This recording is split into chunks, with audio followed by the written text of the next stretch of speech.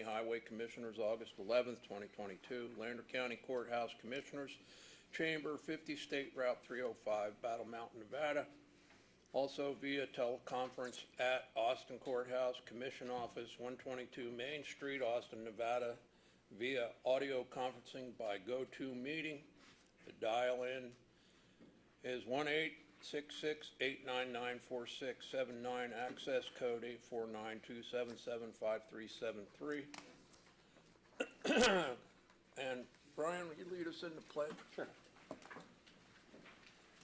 pledge allegiance to the flag of the United States of America and to the republic for which it stands, one nation, under God, indivisible, with liberty and justice for all. Moment of silence, please.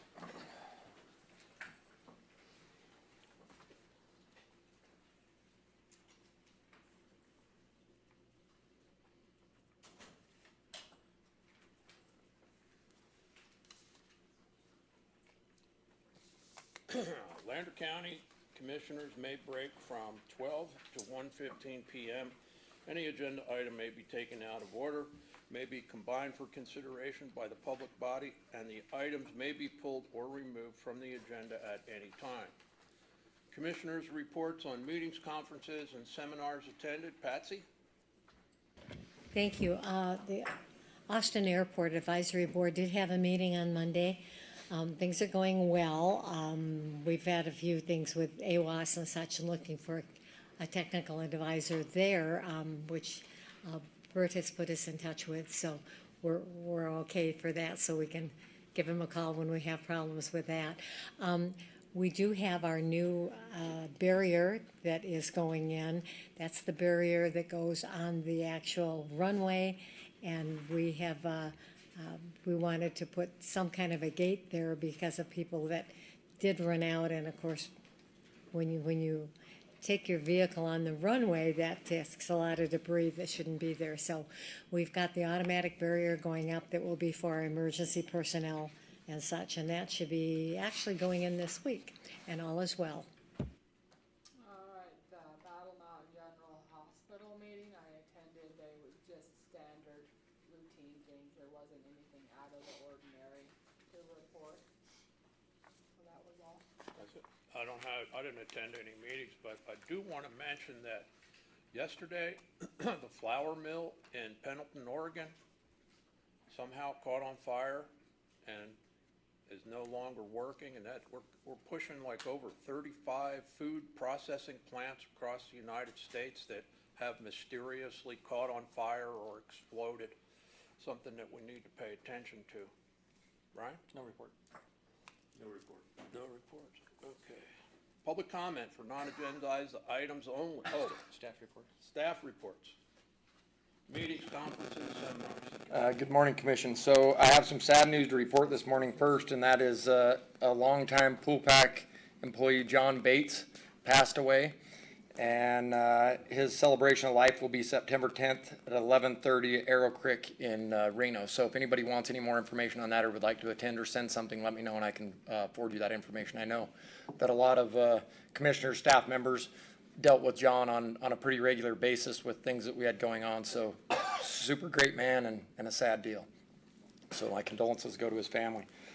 So a couple things that I do want to address that came up in my evaluation that I think it's important for the commission to know, and just some facts, are the first years of service and turnover for Lander County.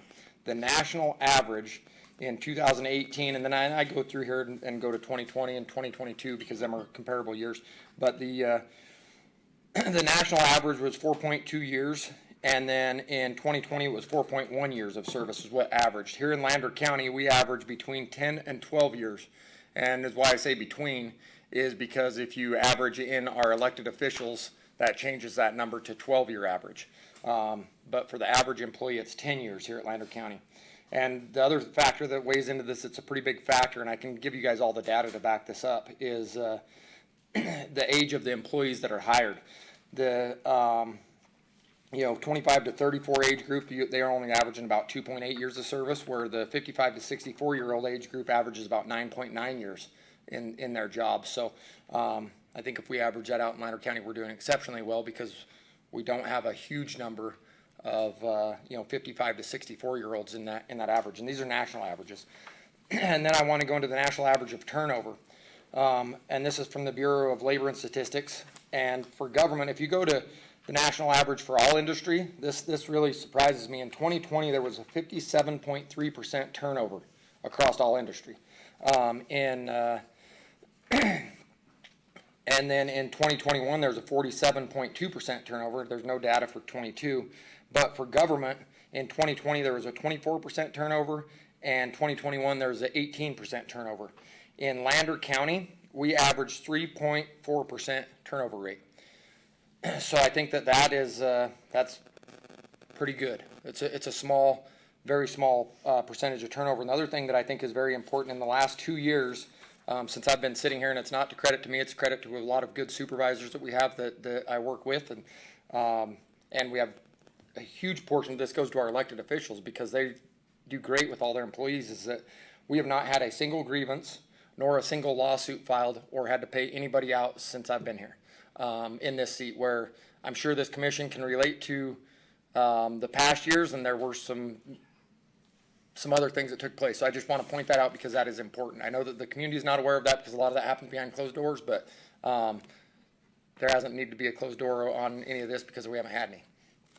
And then on our local media, we just put out our first update, and it comprises of all the events and everything that's happening in Lander County. I want the public to be well aware of what's happening and what this commission is doing. The next one that's coming out will be based on budget and what this commission has done with budget. Every one of them topics that are on there, we reached out to every one of them entities, the hospital, the school, convention and tourism, all of them.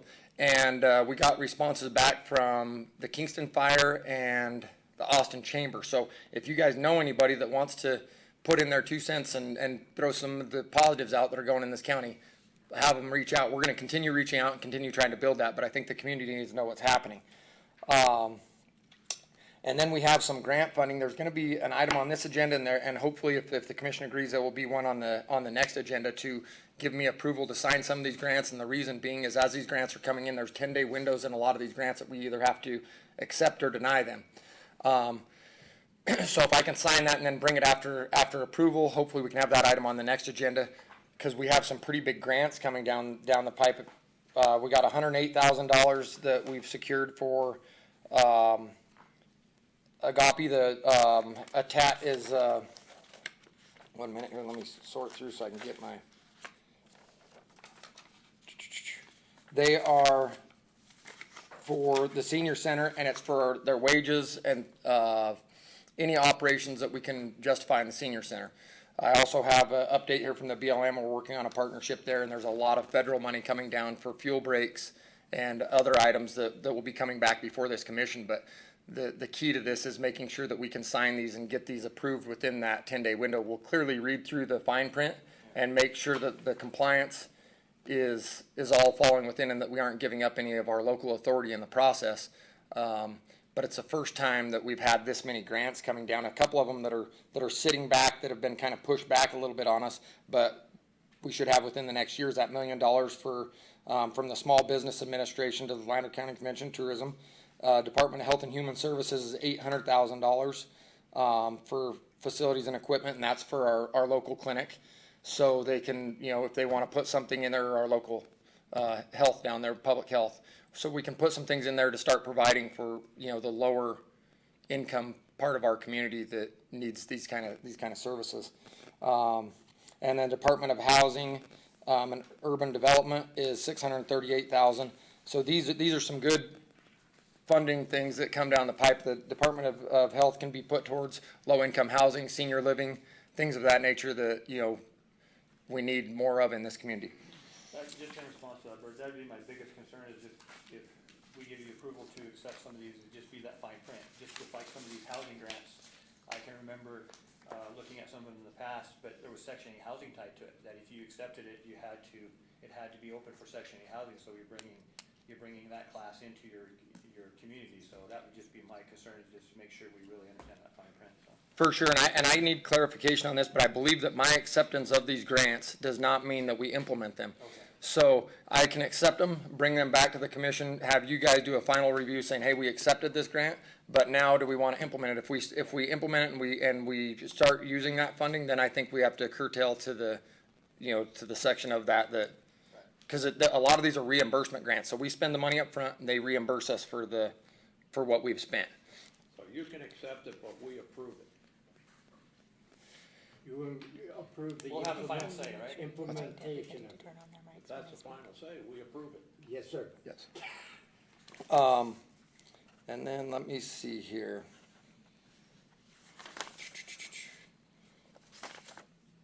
The other thing that I wanted to report on is our cooperative extension, Miss Lois, sent in and I believe it's in your guys' backup, but she is leaving the extension office, that's for the University of Nevada, so that's super sad. She's done a great job, and so I'm not sure when UNR is going to fill that job or if they are going to fill it. They have been pretty hesitant about filling it. It took a long time between Lois and the previous, and so I'm not sure how that's gonna go, but we'll update you as that kind of comes to. And then I also wanted to make sure that I commented on Sean Burke. He resigned from the ambulance. It's through the hospital, but he did a lot of good things for us, and I think he needs recognized. He really ran that ambulance service well, made sure all the vehicles were taken care of, and did a good job. So them are the two things that really kind of sad, and added John Bates in there, and like I said, feel bad for his family. If you guys would like, I'll forward that email on. Thanks, Bert. And if you guys don't mind, make sure you turn your mics on when we're speaking, so it records it. Okay, public comment for non-agendized items only. Persons are invited to submit comment in writing and/or attend and make comments on any non-agendized item at the board meeting, if any, and discussion of those comments at the discretion of the board. All public comments may be limited to 3 minutes per person. Again, at the discretion of the board, reasonable restrictions may be placed on public comments based upon time, place and manner, but the public comment based upon viewpoint may not be restricted. Do we have any public comment at this time? No public comment. Consent agenda. All matters listed under the consent agenda are considered routine and may be acted upon by the Board of County Commissioners with one action without extensive discussion. Any member of the board or any citizen may request that an item be taken from the consent agenda, discussed and acted upon separately during the meeting. Consent agenda materials are available at the Lander County Clerk's Office for viewing, and copies are available for a nominal charge. Number 1, approval of the August 11th, 2022 agenda notice. Number 2, approval of the July 7th, 2022 special meeting minutes. Number 3, approval of July 14th, 2022 meeting minutes. Number 4, approval of July 28th, 2022 meeting minutes. And number 5, approval of payroll change requests. I'll make a motion to approve items 1, 2, and 3, or 5, excuse me, 1, 2, and 5. 4, and 5. No, just 1, 2, and 5. 1, 2, and 5. I'll second the motion. Okay, Brian made the motion, Patsy seconded, all in favor? Aye. Aye. Okay, now we have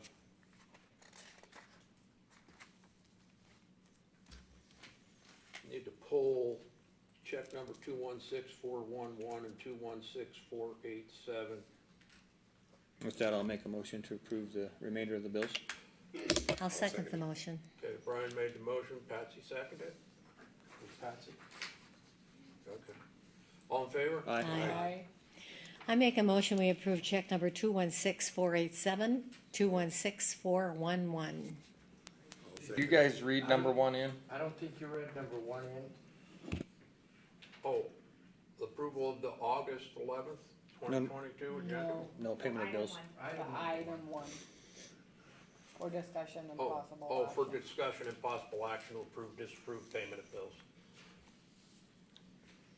Okay, Patsy made the motion, JR seconded to pay the checks 216411, 216487. All in favor? Aye. I abstain, they're made to my Right, employer. Brian will abstain.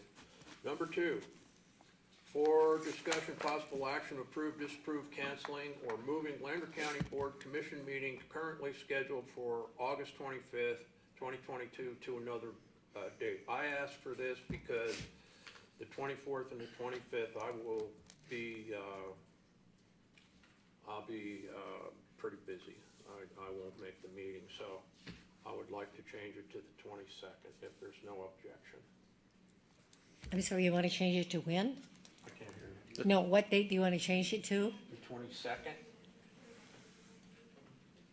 I don't know that we can do the 22nd. We'd have to have it in the paper by today, but maybe 29th? the 23rd.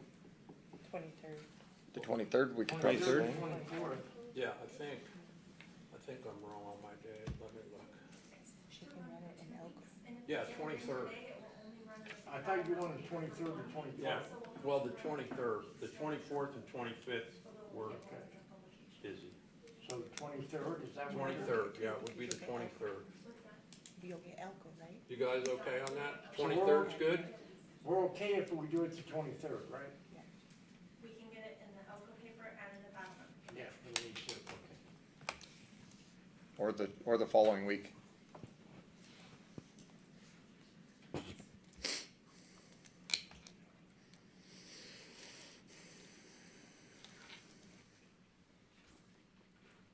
I'm fine whenever, guys.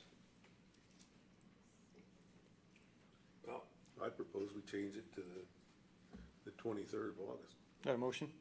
Yeah. I'll second it. okay, any more discussion?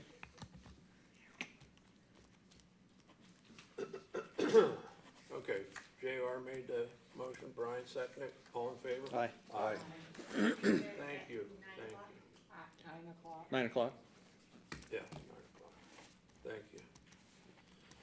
Number 3, for discussion and possible action, approve, disapprove, setting a schedule for future Lander County Commissioner meetings in Austin.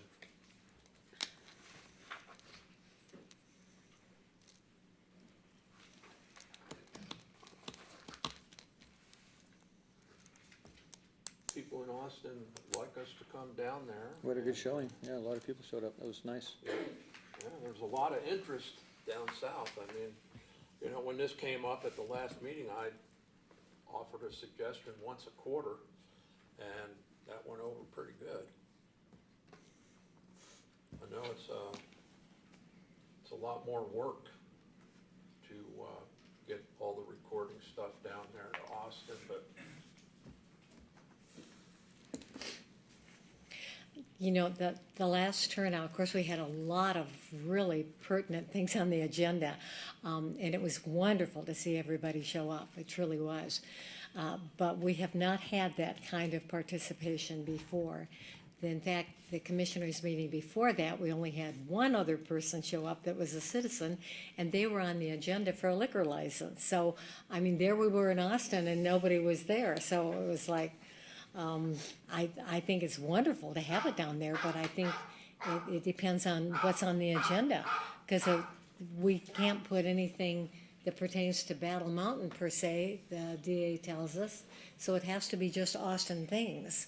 And so I think once a quarter would be maybe a little bit too much. I mean, it's great if you want to do another one, but Is that right, what she's saying, Ted? Well, there's certain things you can't put.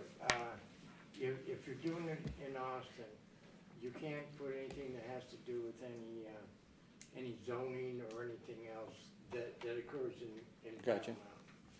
So, I mean, general issues, countywide issues, you can do it, but the specific Battle Mountain, anything concerned with this area cannot be held in Austin. How about twice a year? well, the next pertinent thing that's going on, of course, is our, all of our streets that Or rezoning, that Aaron is or, working on, and yeah. he's already got a meeting, town hall meeting, just for that, and that's scheduled for what, October 3rd, I think it is, so that would kind of take care of that. And then you're running into winter, and I don't think you all want to be traveling in wintertime, so I think it's great to think about it, but maybe spring? Well, we could always too, couldn't we, if we see there's some topics that are pertinent to Austin, we could schedule a meeting around those. Well, I think a good, and I think what Patsy's saying is that it's an issue generated agenda, and if we accumulate issues, And the county manager would know when we have enough issues that we can put one in Austin. And I think if you give direction to the county manager to compile a list and then get back to you when there's enough to generate some interest in Right. Austin, I think that would be the best idea. Yeah. Don't we go down twice a year? We have been, yes. We Twice have, a year? So if we Usually went spring once and a fall. quarter, that'd be 4 times a year. That should cover concerns that Austin has. well, if there's any issues to be held in Austin, and that's exactly what Commissioner Waits is pointing out, that if there's no pertinent issues on the agenda, no one's gonna show up in Austin. I don't wanna put words in your mouth, but isn't that what you said? Pretty much. We've been, yeah, even the ones before that were just a very few. Is there anybody actually on the phone that wants to comment in the Anybody in Austin? southern Lander area, Austin, Kingston? I guess not. Michelle, is anybody there at the office? No. See, they do have access, you know, because we have it open at the commissioners' meeting in Austin, and every once in a while, they'll come in if there's something they want to comment on or listen to. So it isn't like we're excluding them. I like the idea of just directing our county manager to Yeah. kind of see if we accumulate a few, we might want to bring it before and put one down there again. But I don't think we should schedule per se right now with certain dates.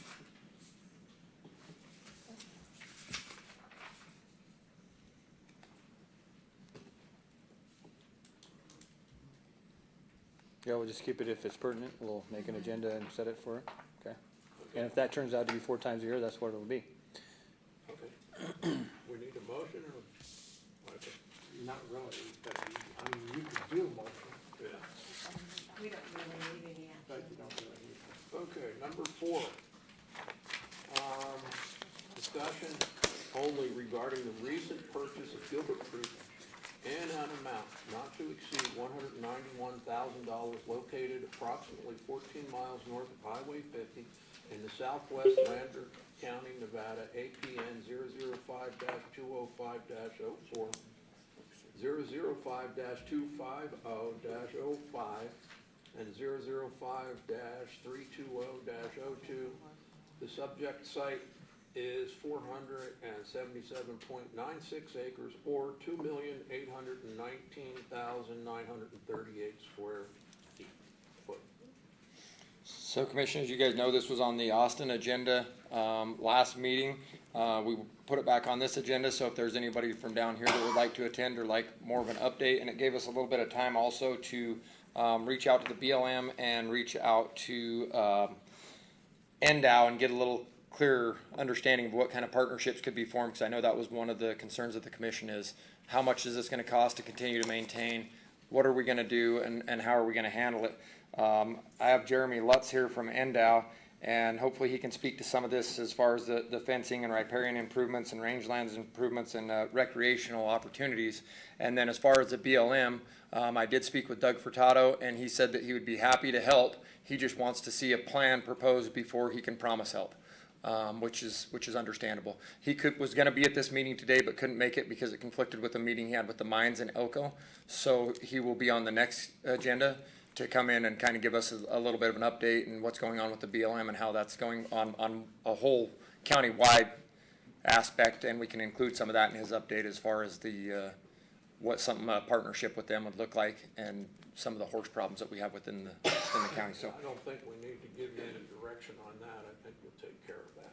Yeah, hopefully he does, but I hope I can put a little pressure on Jeremy wherever, there he is back there, and see if he'll come up here and kind of speak to the NDOW side of this.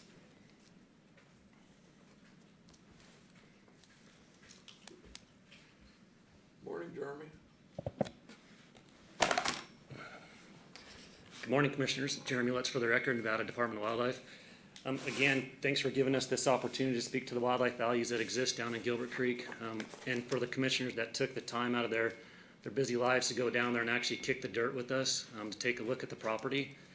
I think it was a great couple of days just to show you guys what the potential is, the concerns that are that are down there with the feral horse issues, but also what we could potentially do down there to benefit wildlife and the wildlife resources in Lander County for our constituents. We drafted what we call our Gilbert Creek Management Plan. Hopefully you guys all have a copy of that. We just sent it over this morning. I'm sorry for that kind of being late, but we've been a little bit busy on some other stuff. And in that, we kind of identified some of the funding proposals or the funding areas that we could absolutely grab funding for, and also some of the projects that we would like to start initiating once this sale actually goes all the way through. There's awesome opportunity down there, as everyone saw, and there's a lot of funding out there. And like Bert just said, I think this could be a great partnership with NDOW and also with the BLM if they come on board with this. That way everyone has a vested interest in this, trying to do the right thing for that country, for wildlife. In that management plan, like we identified, the first thing we have to do, and I think that's what everyone saw, is the fencing. We absolutely have to start protecting our investment down there. Whether that's a large fence around the entire property or whether that's just fencing around some of the more critical spring heads that you guys saw. But that would be our number one priority.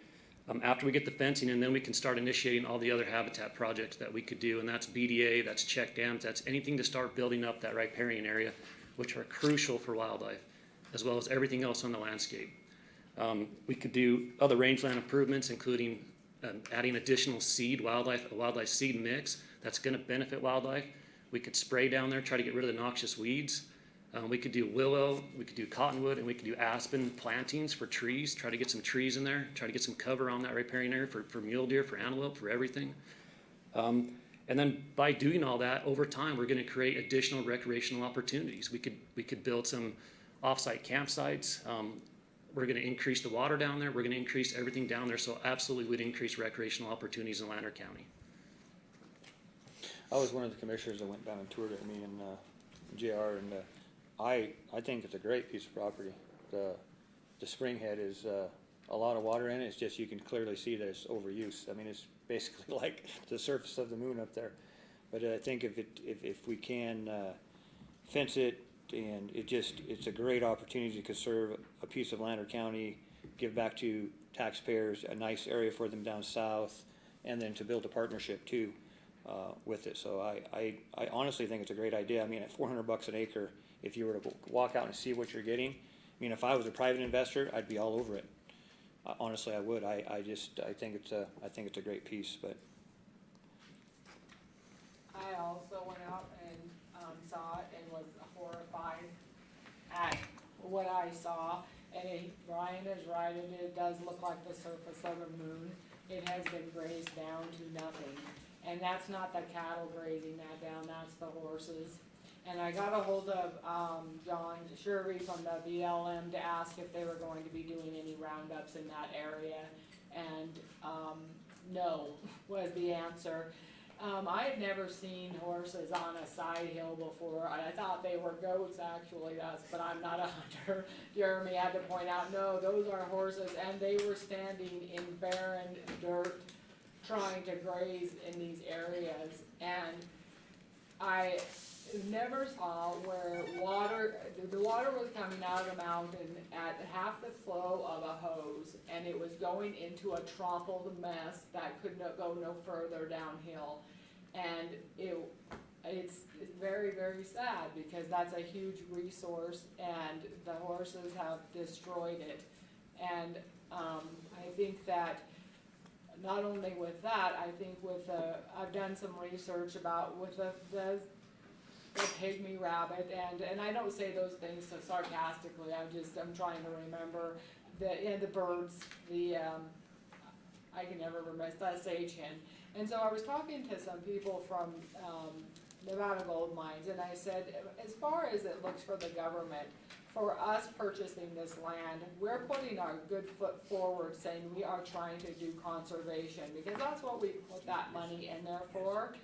And they said absolutely, that is conservation. So I don't have a problem doing that.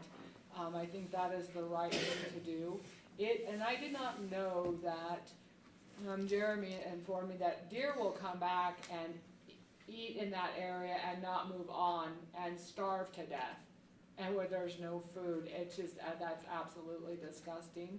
And so, and they're eating the barks off the burnt trees, and to see those animals in that area and just staying, that's where they winter, so they hone there.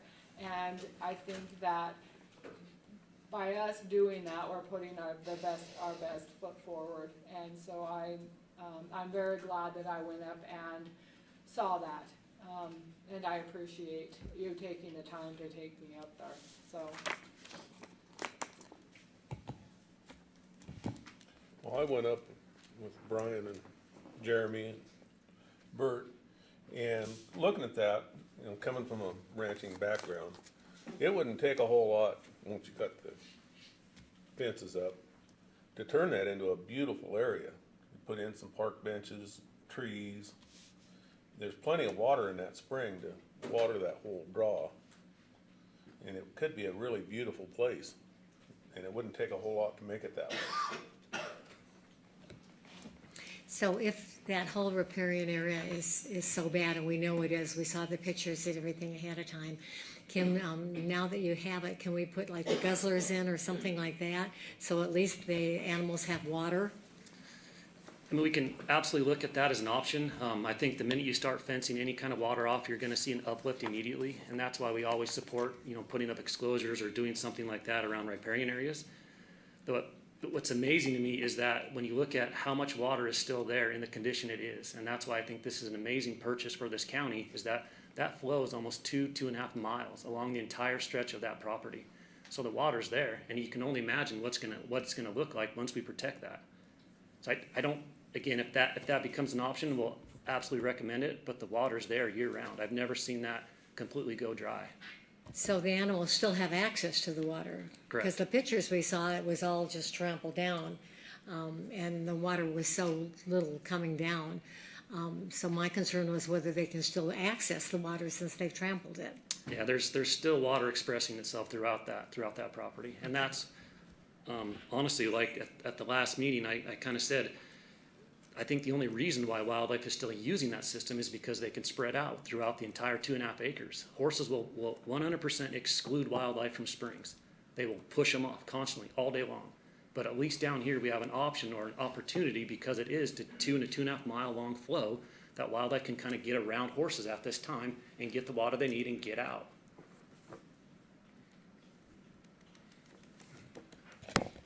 And when I did speak with the BLM, they're gonna be doing roundups in the next month or so, but they're doing them by Roberts Mountain. And they have there's no, nothing said about this area. And I called Pauline Unchowski, because I wanted to know a little bit more information. And she said that just a couple, 15 minutes, 20 minutes away from that hole, there's a spring where these horses are around it, and she said that they're so thick that they're licking the ground trying to get to the water, and because they're so thick.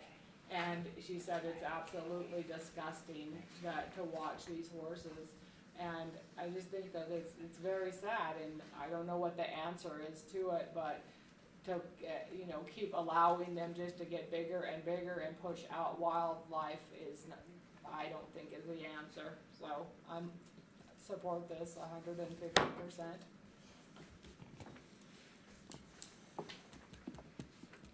Any public comment? Come on up, Larry. Thanks, Larry. Thank you, Jeremy.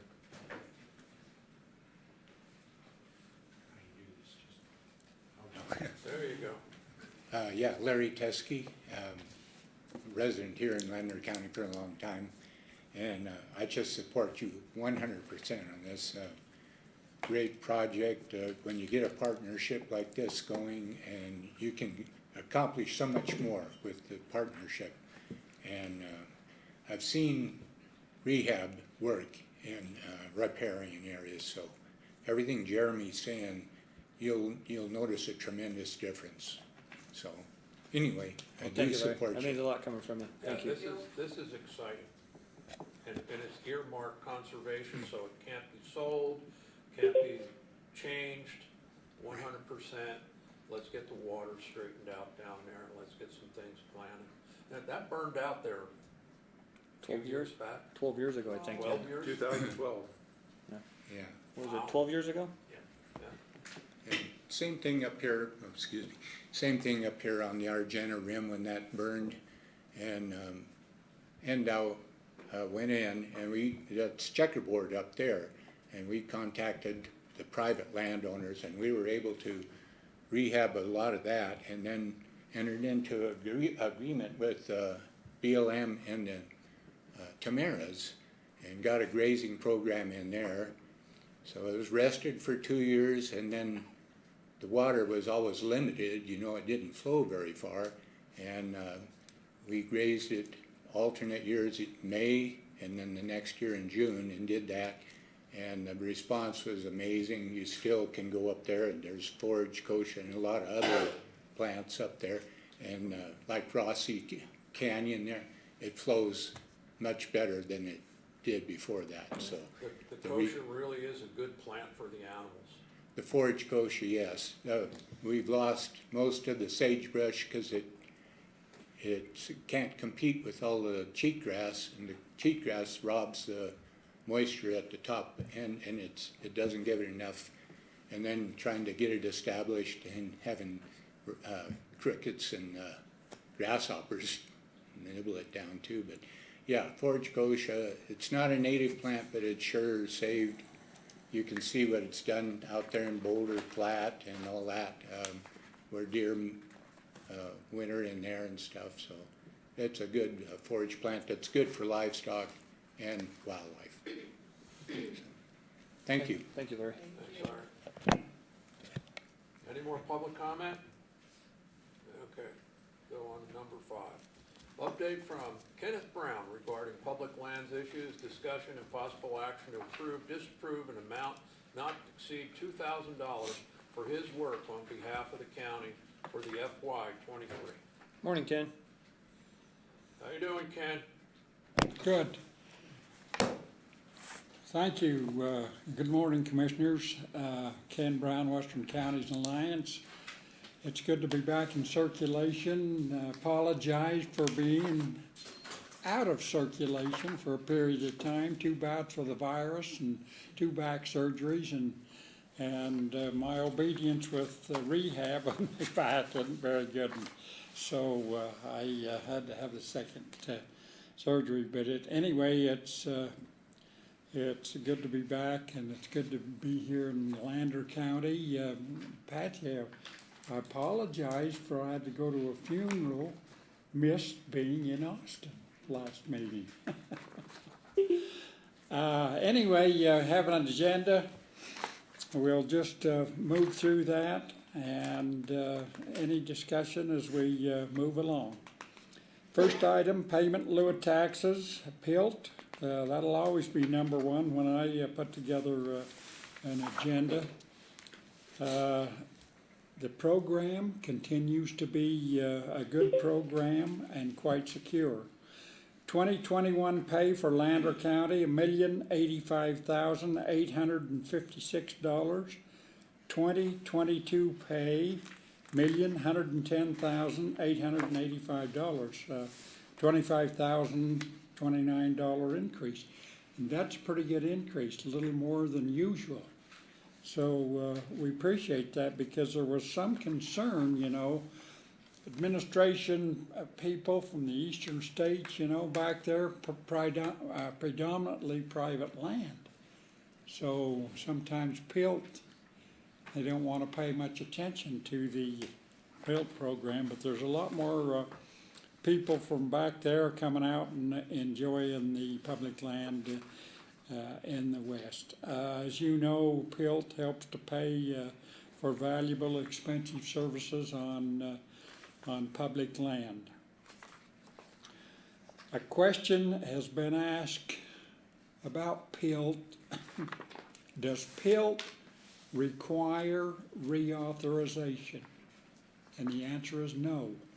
When Pilt was put into law in 1976, that authorized the program for an indefinite period of time.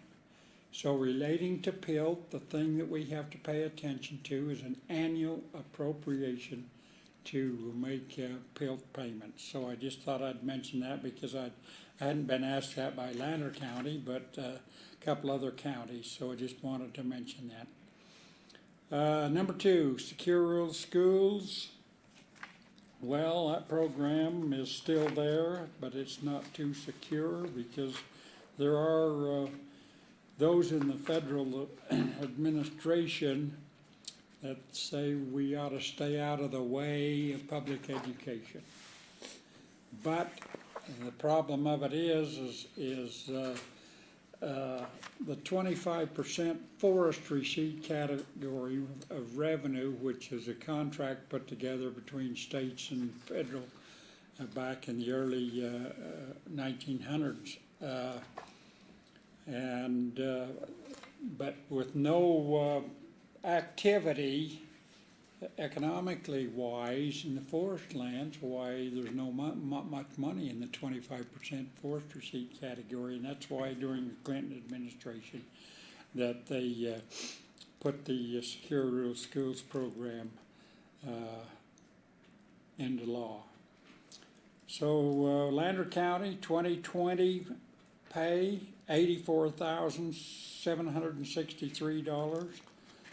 2021 pay $101,456, and that was that second payment there had to do with the reauthorization time because, as you know, the SRS program needs reauthorization, and so that's a good increase.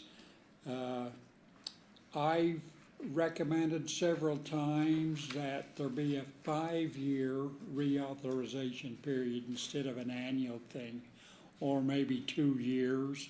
Well, yeah, we'll take what we can get that way, but it would be nice to be able to have a 5-year reauthorization.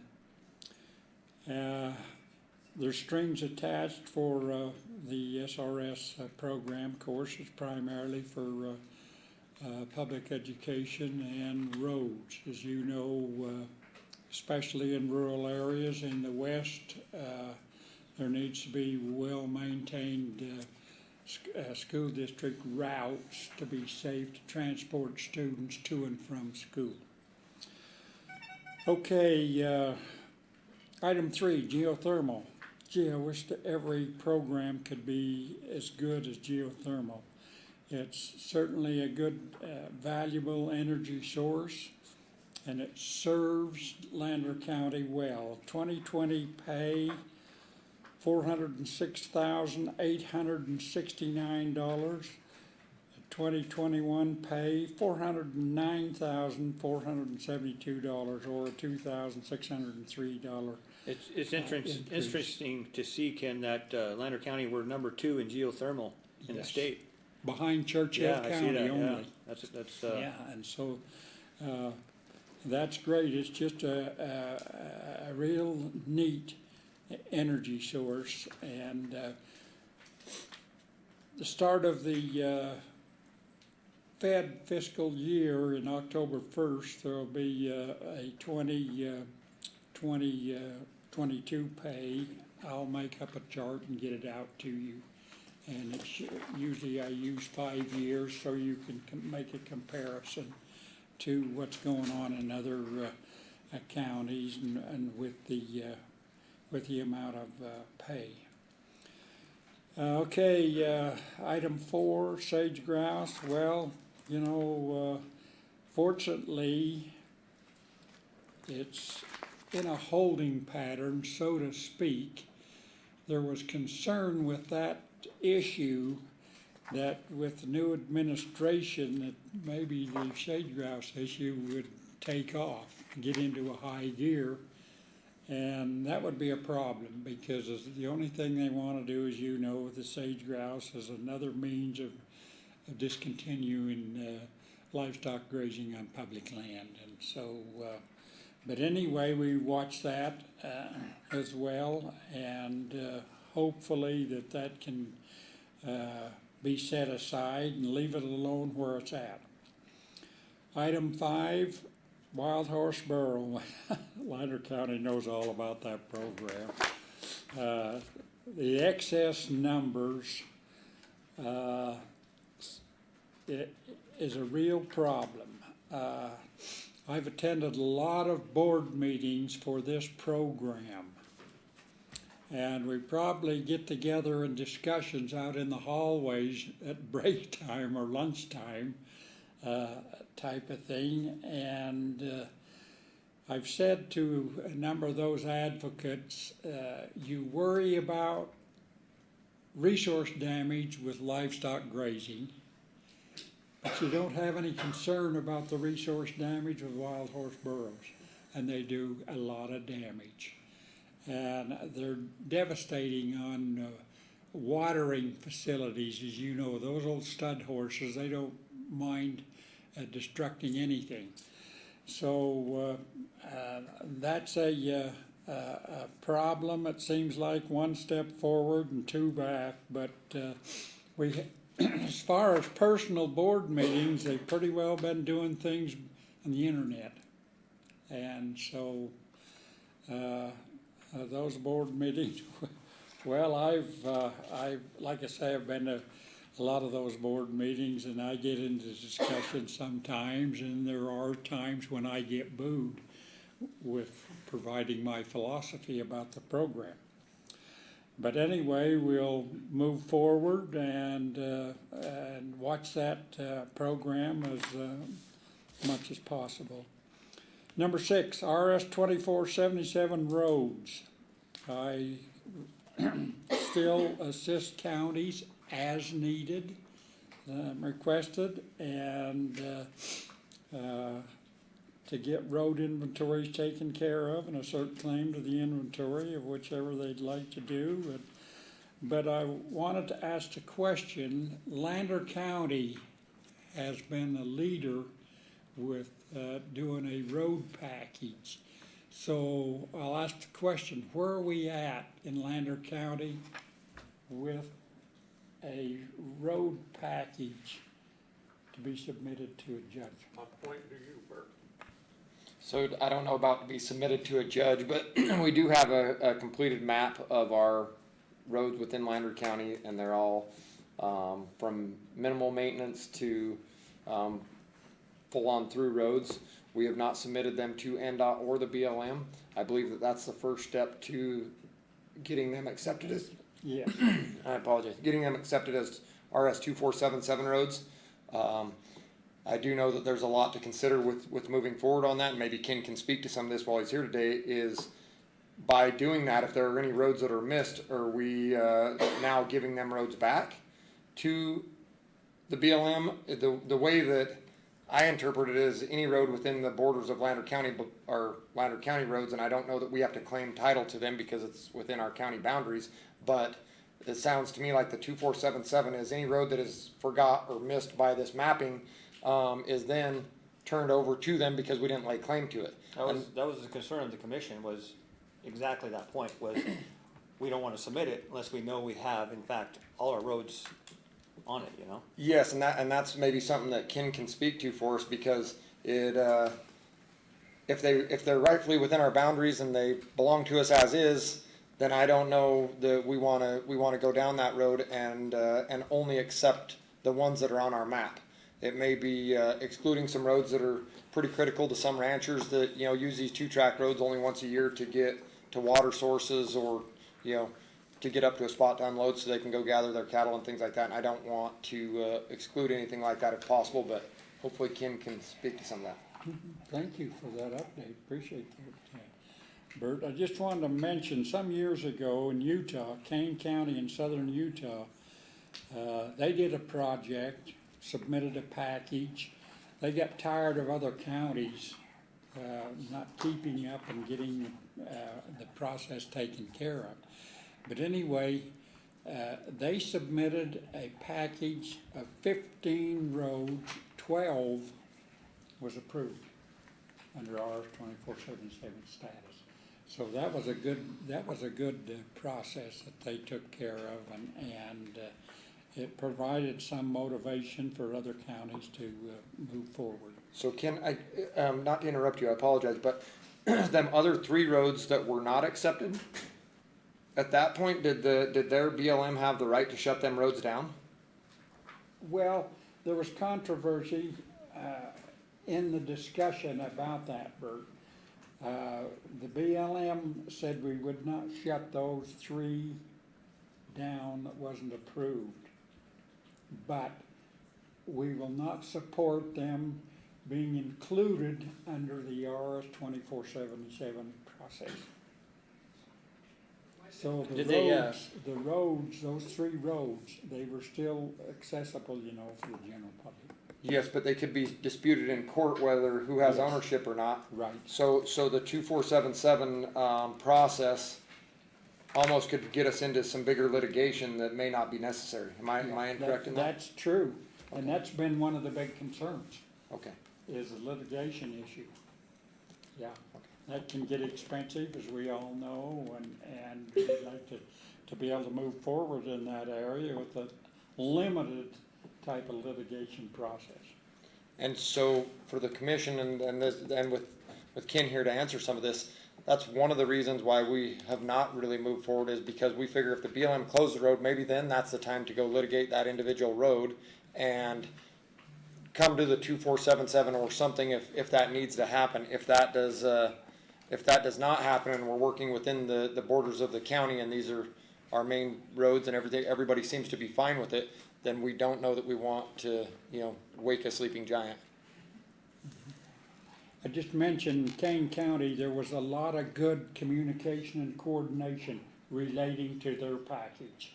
And that was helpful to reduce litigation and to be able to have a process move before the judge. And that was real helpful. So appreciate your comments.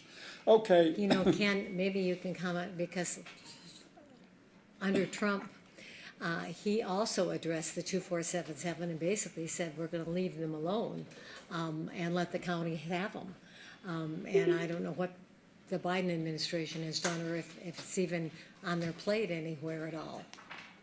So that was one of the reasons we didn't do anything. We thought we were actually going to get everything under the Trump administration. And I think his second term would have accomplished that kind of thing, but now that isn't the same philosophy, unfortunately. But Biden hasn't addressed it at all, has he? No. Okay. No, and that's probably a good thing, Yes, I Commissioner. think it is. Yeah, to kind of leave it alone as much as possible. Okay, move along. Item 7, Clean Water Act. As you know, back in the Obama administration, there was an attempt to amend the Clean Water Act and remove the title that existed with states to change that to waters of the United States. And what a devastating thing that would be, as you know. I mean, states coupled with counties have forgotten more about how to manage water issues than the feds will ever know. And so we adamantly opposed any amendment that way to the Clean Water Act. And it seems, Patsy, you may know more, but it seems to have been left alone since then, and that's good. That's good news. Okay, the 1872 mining law, another area. There are those, unfortunately, in society would like to see mining deleted on public land. And I've had discussion with some of those type of people. You know, the commodities are in the earth, waiting to be explored for, harvested, and utilized in a well-managed way. And that has taken place because those who are involved with the mining law and do mining, go through mining process, you know, the reclamation process is in place. And I think companies, corporations, and so forth do a good job in the reclamation area. And I think that's helpful to to stay away from trying to amend and delete mining on public land. So I watch that process as well, and obviously don't want to see any deletion or any amending of the mining law. Okay, in other issues, just wanted to mention one thing I've been asked a time or two. What do I do to justify any pay by a county? And so you see the items on the agenda. I work a lot with those. And then add to grazing issues, I've done quite a lot of work with renewing livestock grazing permits. And wilderness monuments, those two areas. I also spent some time during the Trump administration at getting the two monuments acreage reduced in Utah, and it happened. Well, it's back, so I guess we hope for something better in the future. So I just want to mention that. Now, commissioners, I've always appreciated trying to be of good assistance to issues in for Lander County, and I'd like to suggest that we renew WCA membership for fiscal year 2023 at the $2,000 level that we've done in the past. I don't think it's gone up in 8 years. Hasn't gone up longer than that. And the information is extremely valuable. Yeah, I think Ken's represented Lander County well over the years. Absolutely, absolutely. Did I miss rural schools money? Did we Yeah. still get rural schools? What's that? Rural schools money? Oh, didn't I mention miss that? Yes, you did. Yeah, I think I did, didn't I? Yeah. I do have a question, Ken. I'm wondering, what are some of the other agricultural associations that you work with here in Nevada? Do you work with like Cattlemen's Association and the agricultural groups and such?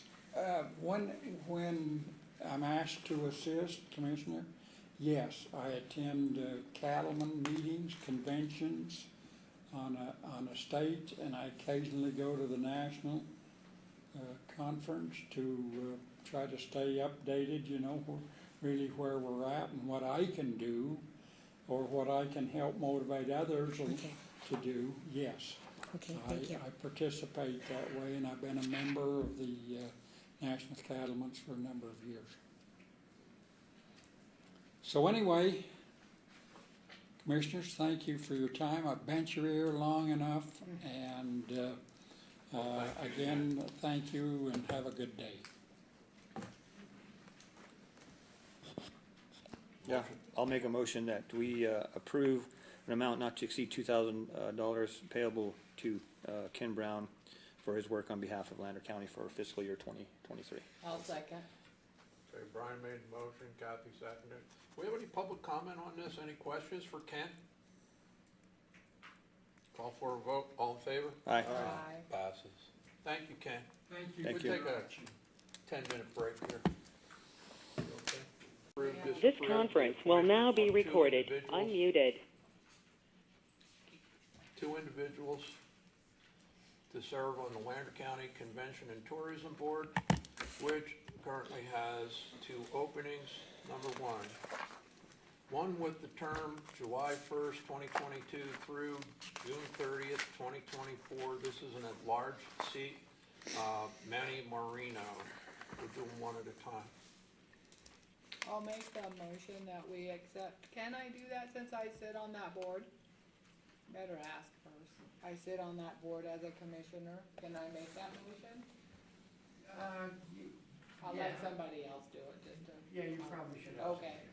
Well, I'll make a motion that we approve Manuel Moreno to serve on the Lander County Convention and Tourism Board, and his term would be for July 1st, 2022, or 2022 through June 30th, 2024. This is an at-large seat. I'll second the motion. Any public comment? Thank you, Manny. I'll call for a vote. Aye. Aye. It passes, man, thank Manny, you. thank you. That's a slam dunk with you, buddy. Okay, number 2, one with a term July 1st, 2022 through June 30th, 2024. This represents commercial interests and Shar Peterson. I'll make a motion that we approve Shar Peterson to the Lander County Commission and Tourism Board to serve July 1st, 2022 through June 30th, 2024, and she would represent the commercial interests. I'll second it. Any public comment? Brian made the motion, JR seconded, all in favor? Aye. Aye. It passes. Great, I Okay. appreciate it. Oh. Paula, are you gonna notify them? Sure. Yes. Okay. For discussion, number 7, for discussion, possible action, approve, disapprove the appointment of one individual to serve on the General Improvement District Number 1 Board, C, for the remainder of the term, which ends December 31st, 2022, and the candidate is Jenny Martin. Commissioners, this is, we have a vacant seat, so this appointment is for a 5-month period. She's on the ballot on another seat on the same board, but that's not a problem. This is just to fill the current vacancy. How long have we had this vacancy? Have we had it for a while, or did it just occur? Only a couple of months. Only a couple of months? Just a few months. Okay. Well, I'll make a motion that we approve the appointment of Jenny Martin to serve on the General Improvement District Number 1 Board, Seat C, for the remainder of the term, which ends December 31st, 2022. I'll second it. Brian made the motion, JR seconded, any public comment? All in favor? Aye. Aye. It passes. Okay, number 8, PCWIC, WIC. For discussion and possible action, approve, disapprove the renewal of the lease agreement for 370 South Mountain Street, Battle Mountain, between Lander County and Pershing County, women, infants, and children. First question I have is, you guys have baby formula? Okay. Yes, Okay, we that do. was my big concern. Okay. I think it's wonderful what you're doing for the community. Thank you. You know, a few years ago, I came to a meeting, like 6 years ago, I came to a meeting and I said, you know, I was just out with Ron Unger on Christmas Eve, and we are gonna have a lot of kids. It was just evident. They signed up for over 300 kids for Little League, and this is the most amount of kids that we've had in flag football and youth football in many, many years. This is an indispensable program. We have to fund this, that's all there is to it. That's how That I being feel. said, we're not funding it, number 1, and number 2, you have both number 7 and number 8 sitting at the table. If you could open up number 8 and read it in. Number 8, No, number 9? Number 8 and number 9. 8 and 9, yes. Okay. We'll open Because up you number have both of 9. them in front of us now, and we might as well approve both contracts. Okay. And these are contracts, these are lease agreements for the building. The FCAA for discussion and possible action to approve, disapprove renewal of the lease agreement 370 South Mountain Street, Battle Mountain, between Lander County and the Frontier Community Action Agency. Ted, there weren't any changes to the contracts that I No, seen? no, Okay. no, just the years. And with that being said, we are trying to find a larger building because they are so out of room in the building they're in. It's hard because we don't have anything available, but I still want you guys to know that we are working and trying to see if that's gonna be possible. So know that we are trying. Thank you Do so we, much. do we have any, no room over at the old yard on? No. No? We probably shouldn't be discussing that. Yeah, we're talking about renewing a contract. Okay. So we have a motion. You want it separate? Well, you can do it separate both, since both of them are opened up. Okay. You can approve, I mean, they're basically the same. Okay, well, I'll make a motion that we approve the renewal of the lease agreement for 370 South Mountain Street, Battle Mountain, between Lander County and the Pershing County Women's, Infants, and Children, and also make a motion that we approve the renewal of the lease agreement for 370 South Street, Battle Mountain, between Lander County and the Frontier Community Action Agency. Any public comment? And we just need to get their names for the record. Any more discussion? Your names, please. Yep.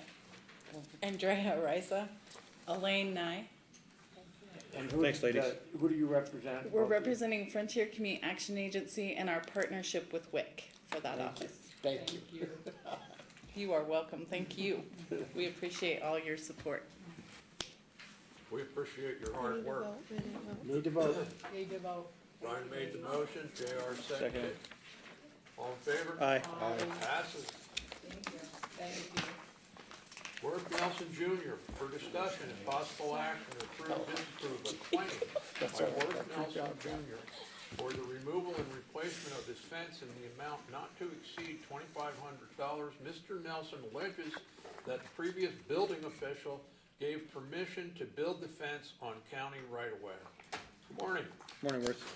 So commission, just so you guys know, the only reason this is on the agenda is so you guys can, either make this decision and the potential litigation that could follow on this, I felt was appropriate to put it in front of you guys. Mr. Nelson asked for it to be on the agenda. I did, have Miss Jessica Walker reach out to Anna and ask her for, her side of what happened, and Anna did respond in an email, and this is the response that we got. When Worth Nelson Jr. came in to inquire about a fence around his property, I pulled up the assessor's plot map. I did not see any easements, and I also gave him a copy. I had just been handed the planning department, not seeing any easements. I told Worth Jr. that he could build a fence on his property line. I never said that I gave permission to build on the county right-of-way. I did not see any right-of-way on the map that I viewed and gave to Worth Nelson Jr. Thank you, Anna.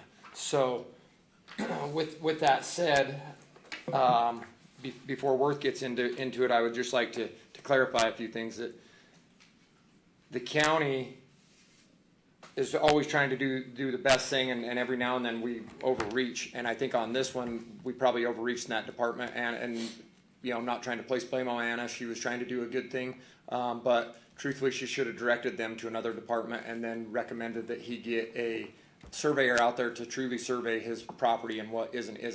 That responsibility falls on Mr. Nelson, but he was trying to do the right thing. He came to our building department, which is where you would come to get permitted and to know what you can and can't do, and was given a map that is an unofficial map that does not show the easements, and I believe that's attached to your backup.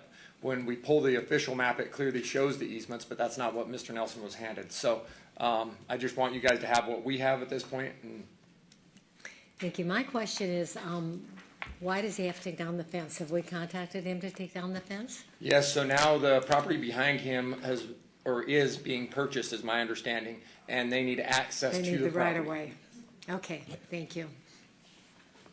So when fences are built, are there mapping done do the people come in for permits every time when they build fences? No, there is no permitting process currently for fencing. So there's no, is there a right or a wrong way to do it if there's no permitting to build a fence? I don't Well, know. Does that make sense, yeah. that question? No, it makes sense, but I think had he been referred to the right department, they would have said that you're responsible for surveying your property to know where the Okay. easements are before you just randomly go put this fence up. Okay, So, okay. Yes, and to the randomness of it, it's I believe Mr. Nelson put it on what he believed was his property line based off of the map that he was given that was an unofficial map. And therein lies the potential liability, only there, right there. Don't focus on anything broader. Okay, I'm just, okay.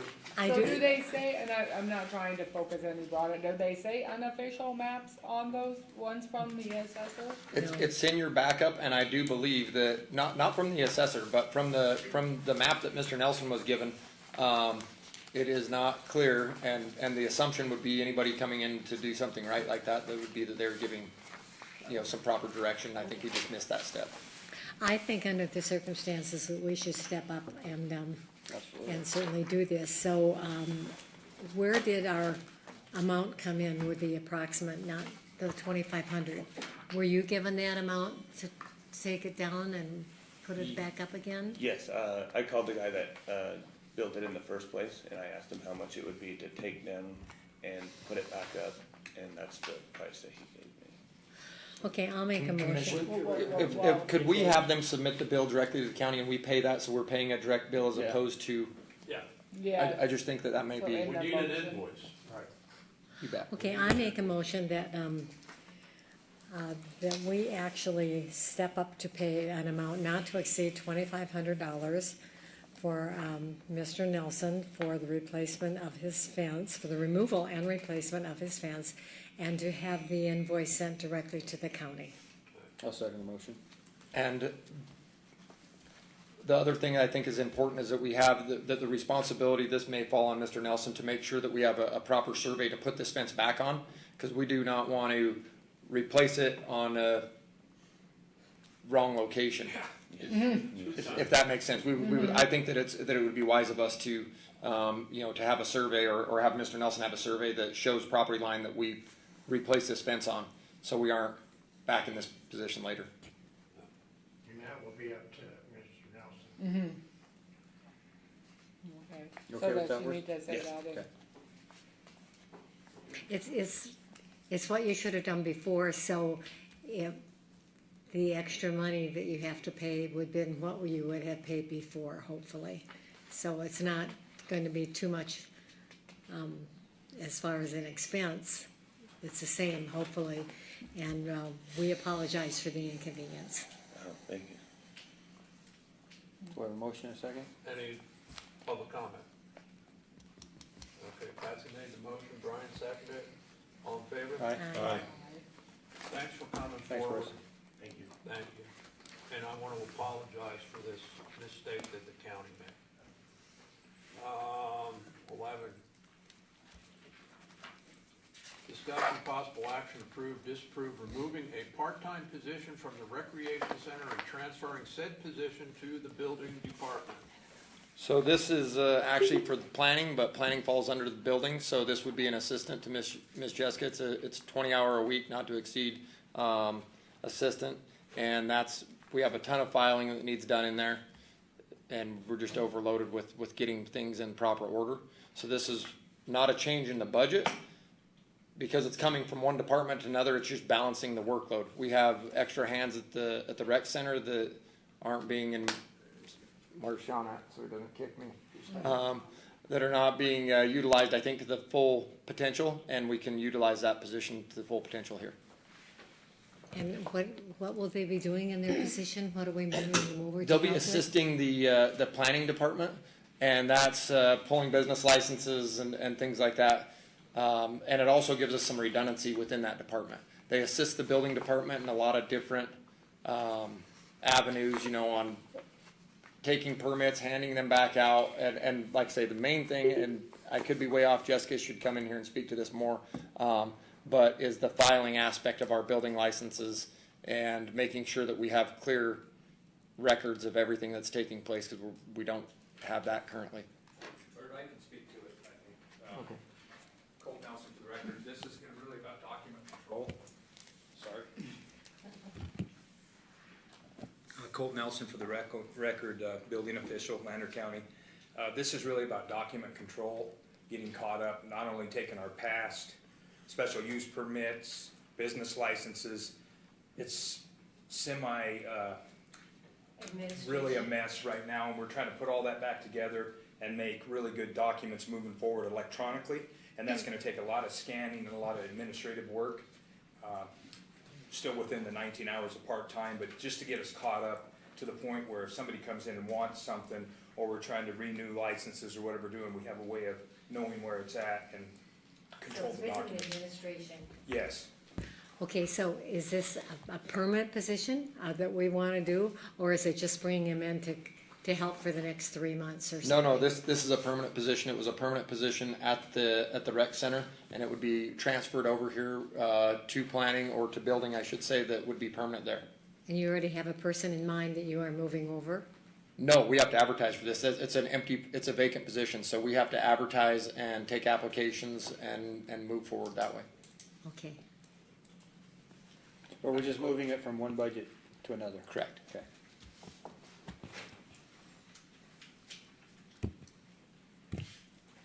Any more discussion on it? Any public comment? Come up, please.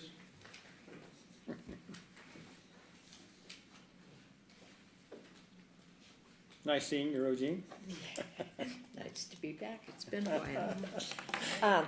Just for the record, the Fair and Rec is in Fund 52, correct? And you're looking to move that position in the general fund. So that is going to take a budget augmentation.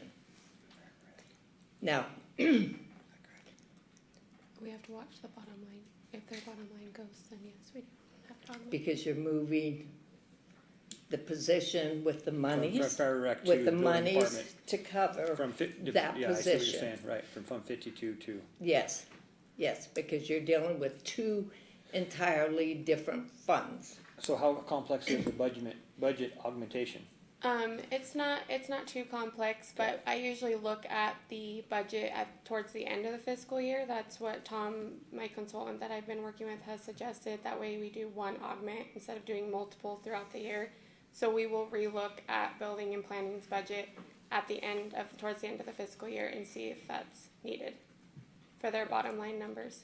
Is it something that has to be done instead of a necessity? If they have plenty of money in their fund, regardless, you still have to do the augmentation. because Yes, you're changing absolutely, funds. because you're two different funds. Right.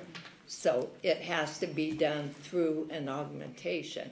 You can, within the general fund, you can transfer money and read it into the minutes, but you're looking at a position that is not budgeted in the general fund. Okay? Thank you, Roseanne. Yes.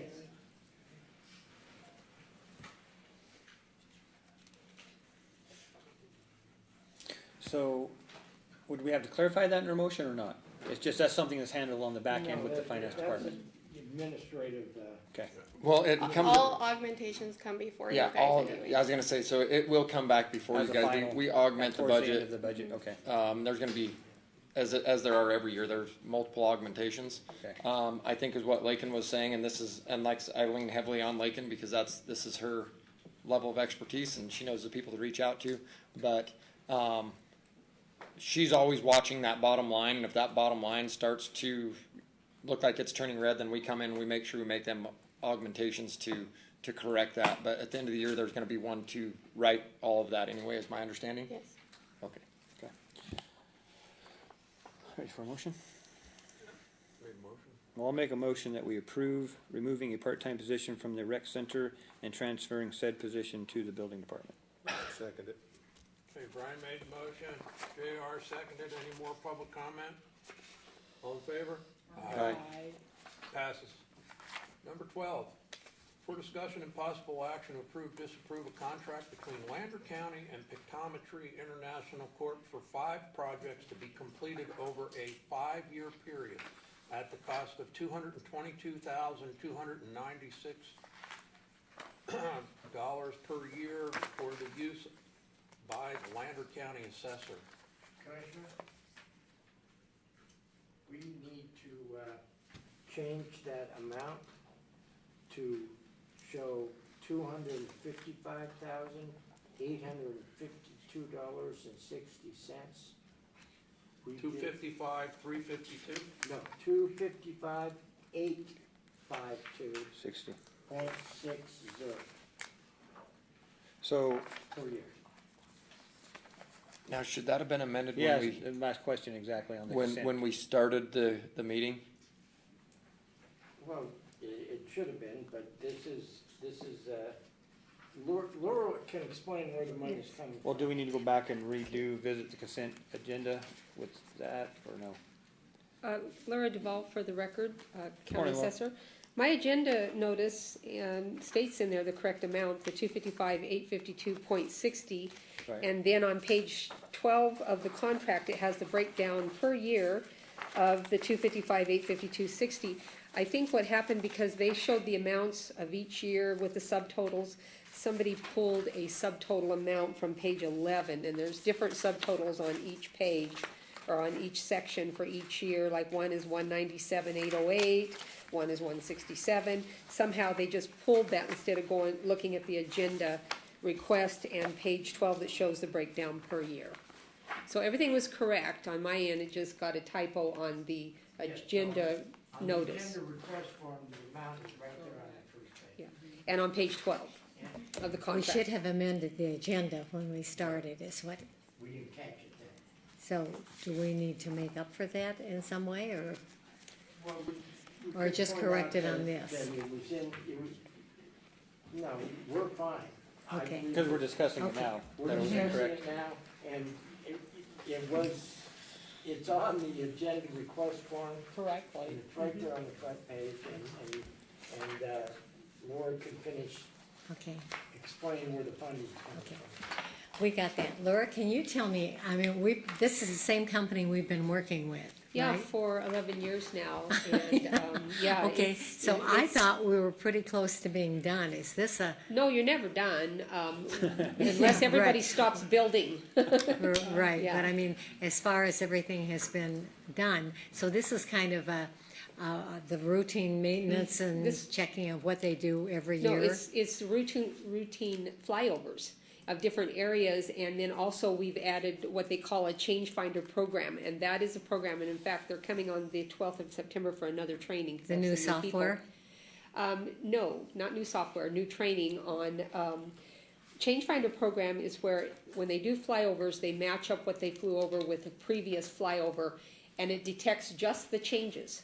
So instead of having to physically go out and physically visit every single property, 1/5 of the county each year, we can pull just the changes and just visit those, and it saves a lot of man hours, a lot of overtime, a lot of time and travel, and all of that, because the change finder program, it also picks up things that we can't visibly see from the street, or if we can't get into a property, because it's an oblique imagery that shows every direction of that property. And they have found, we have discovered hundreds and hundreds of thousands of dollars in tax dollars over the years by this program, where they detect and they find all these things with the aerial photography. But also, some of these places are difficult to get to, and repeatedly going out to properties that are just sagebrush that nothing has changed. We're eliminating having to do that in our field work, and it makes it a lot more streamlined and a lot more productive to be able to focus on the properties that have changed, that do have new improvements, new buildings, new structures, fences, tanks, whatever.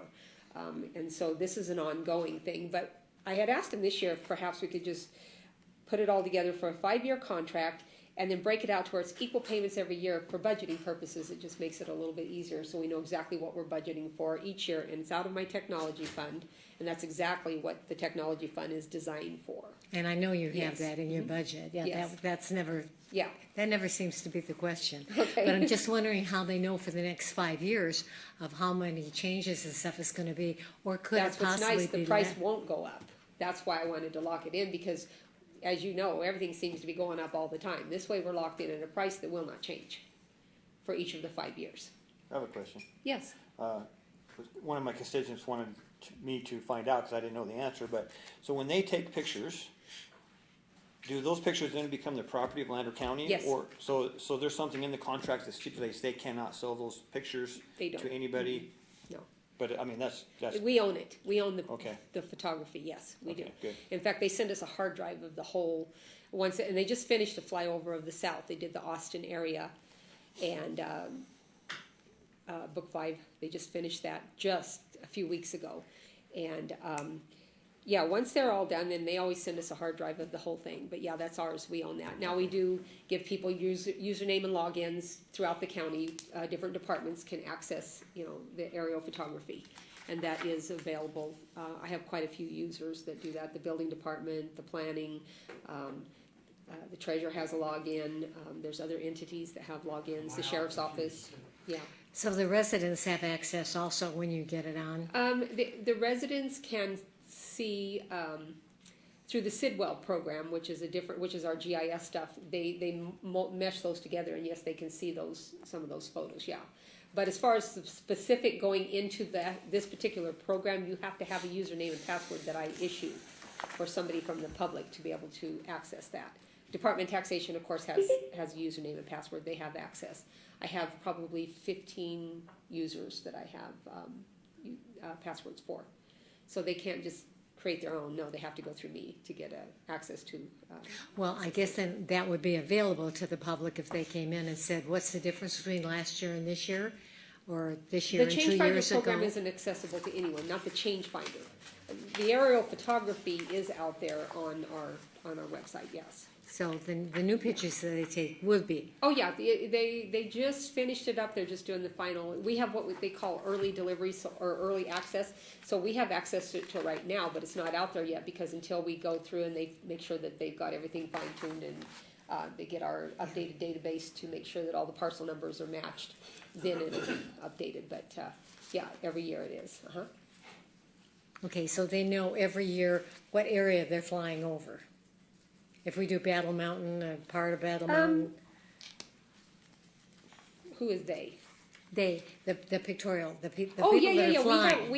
yeah, we have a schedule and we have a map that we determine, if you look like the coverage map, shows what areas that we're flying, you know, in there, it shows the different areas that we're flying at different times. I So guess you see because each of our these. maps are all black when they Oh, Xerox I'm it. sorry, mine are color. No, see, we can't really tell. so- Oh, okay. But. Yeah, okay, in the okay. contract, it shows all the areas that they are flying over each year, yes. Okay. If you, yeah, and I can get you a copy of that, yeah.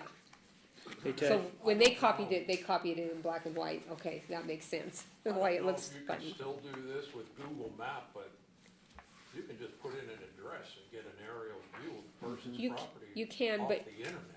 you can't do measuring, you don't get oblique imagery Oh, I with know, the but 5 different angles. People are concerned about. Oh, the people are public, yes, concerned yes, about yes, I privacy. apologize, yes, Well, you Yeah. can just pull somebody's property You can. up with Google Map and yeah. you Well- can get an aerial view. that was one of some of my concern, to make sure stuff like this wasn't being sold to Google, and I see that now, 1.4 So Google does specifies their that. own, Yeah, exactly. Yeah. But my question, Ted, is on page 16 of 28, grant of rights, restriction on use ownership, part 1.1. Just, I don't understand the legalese of it, but where it says, you are granted a non-exclusive, can you just read that and make sure that it doesn't share my concern, that we're okay there? and it says solely for internal business purposes, not. Well, it just says external. non-exclusive, so what do they mean by non-exclusive? It's not exclusive to us, so who else has the rights to it?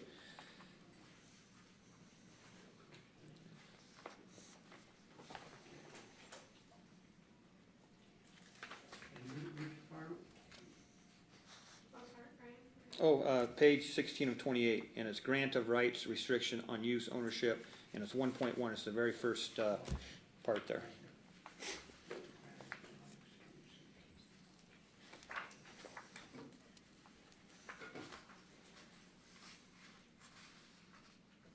I just don't feel that anybody should be benefiting off what taxpayers of Lander County are paying for, so that's my concern, and I think that was the constituents' concern, as well as, I think, privacy concerns is what their concern was, so I just wanna make sure I give them a fair answer.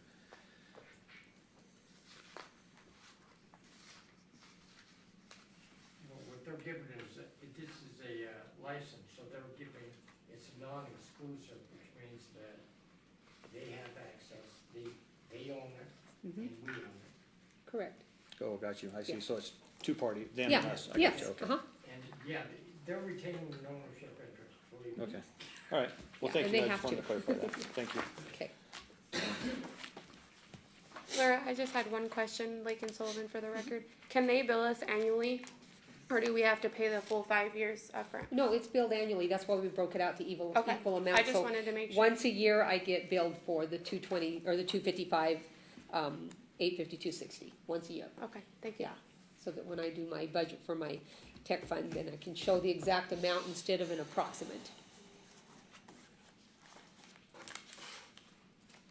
Well, I think if we can save money by buying it in a 5-year block, that's probably smart, if we're gonna use the service, you know, so. I'll make a motion that we approve the contract between Lander County and the Victometry International Corporation for 5 years, over the 5-year period at a cost of $255,852.60 per year for use by the Lander County Assessor. I'll second. Okay, Patsy made the motion, Kathy seconded. Is there any public comment on this? Questions, concerns? Okay, call for a vote. All in favor? Aye. Aye. Passes. Thanks, Thank you, Laura. Commissioner, can we, jump to item number 20? We have a gentleman here from the BLM that, They need to authorize the chair to sign because that's the sign contract. gotcha. Sorry, I apologize. Sure thing. You need to authorize. And authorize the chair to sign, I think is what she's waiting for. Just amend the motion. I will amend my motion to include and authorize the chair to sign. Thank you. All in favor? Aye. Thanks, Laura. Passes with the amendment. Okay, come on up. We're gonna do number 20, update from BLM Fuels.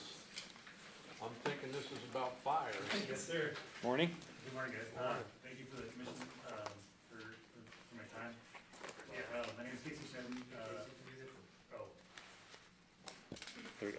Thanks, Ed. My name's Casey Shedden. I work for Battle Mountain BLM. I'm the Fuels Program Manager. The Fuels Program is under the Fire Program. So I do have some updates on the Fire Program as well. They wanted me to pass on, but we just entered into with the county a partnership for an agreement, and we were able to secure some funds for that agreement.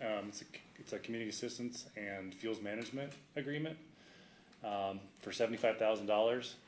And the benefit of this agreement is a lot of times when we're looking at kind of our landscape type projects, our jurisdiction ends at the federal boundary. So this community assistance agreement gives the opportunity for the county to prioritize treatments that would benefit private land. So just want to give an update that I'll be working with Bert on this agreement, and I guess what I'm asking the commission is if there's certain projects that your constituents want to address to be a way to kind of prioritize these treatments. And a lot of these dollars are for fuels and wildlife type projects.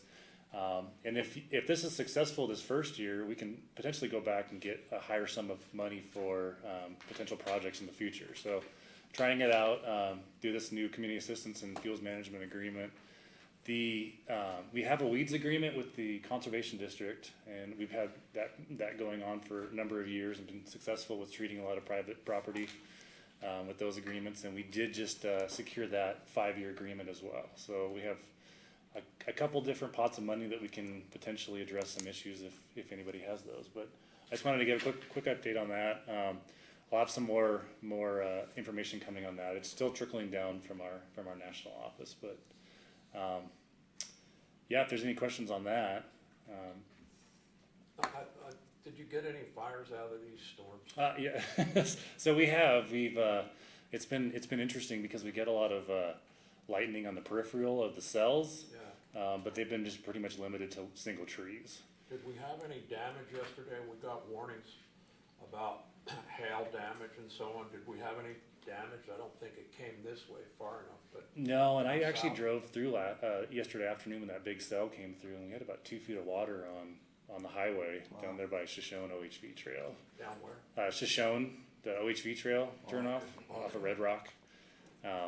No, we've been pretty fortunate. There's been a lot of humidity and moisture with these cells, so they actually had, we're pulling back some of our resource.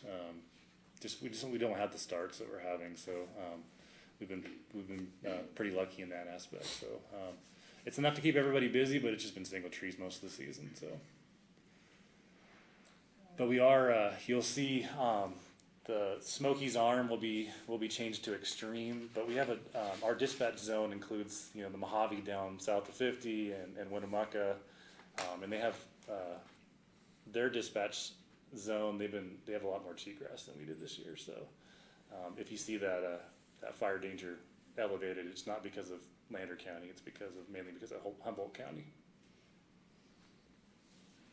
Well, I think we got so many horses out there, we don't have any fuel left. I mean, that is the one thing that we've shown is that we don't have the continuity of fuels to really show large scale fire spread. We do a live fuel moisture sampling every 2 weeks on the fuel side, and the fuels are stressed because of the drought, but we just don't have that continuity to really to really show the spread. And, you know, fortunate for us, we don't have a lot of human cause starts as well. So it's been pretty limited in nature on the severity of the fires. But I mean, it might change, but you know, we've been kind of lucky with this monsoonal moisture push from the south, and the regional forecasters are showing it's going to probably last for another couple weeks. Oh, nice. Yeah. So we've been able to kind of help our neighbors to the north. Idaho and Oregon have been really cranking up their fire intensity. So we've been able to send some resources up there. And we do have a partnership with we have a sister district out of New Mexico. So you'll see some New Mexico engines driving around. They're just supplementing our resources. So we do have, we just added an additional engine today up here in Lander County. Any more questions? No. Thank Any you. public Thank you for your time. comment? Concerns? Yeah. Appreciate it. Thank you very much. Okay, number 13, for discussion of possible action, approve, disapprove grant funding in the amount not to exceed $90,000 for Aging and Disability Service Division and approve the chair to sign. This is one of them grants that are coming through, that we've been approved for, and this is for the senior center. Part of this, I believe, is for traveling back and forth, hauling people to and from appointments. We don't have any other transportation here for our seniors in the community, so the senior center's been stepping up and scheduling appointments in Winnemucca and Elko and traveling some of these seniors back and forth. And some of this grant money should fund a portion of that. And It's for 2 vehicles. sorry, that's the 108,000 grant that I spoke of earlier. This one is for 2 vehicles for the senior center. That are Okay. yes, that we're getting grant funding for. So I apologize. The 108,000 that'll be on the next agenda for you guys is the one that I spoke of when we first got here today, and that's the Okay.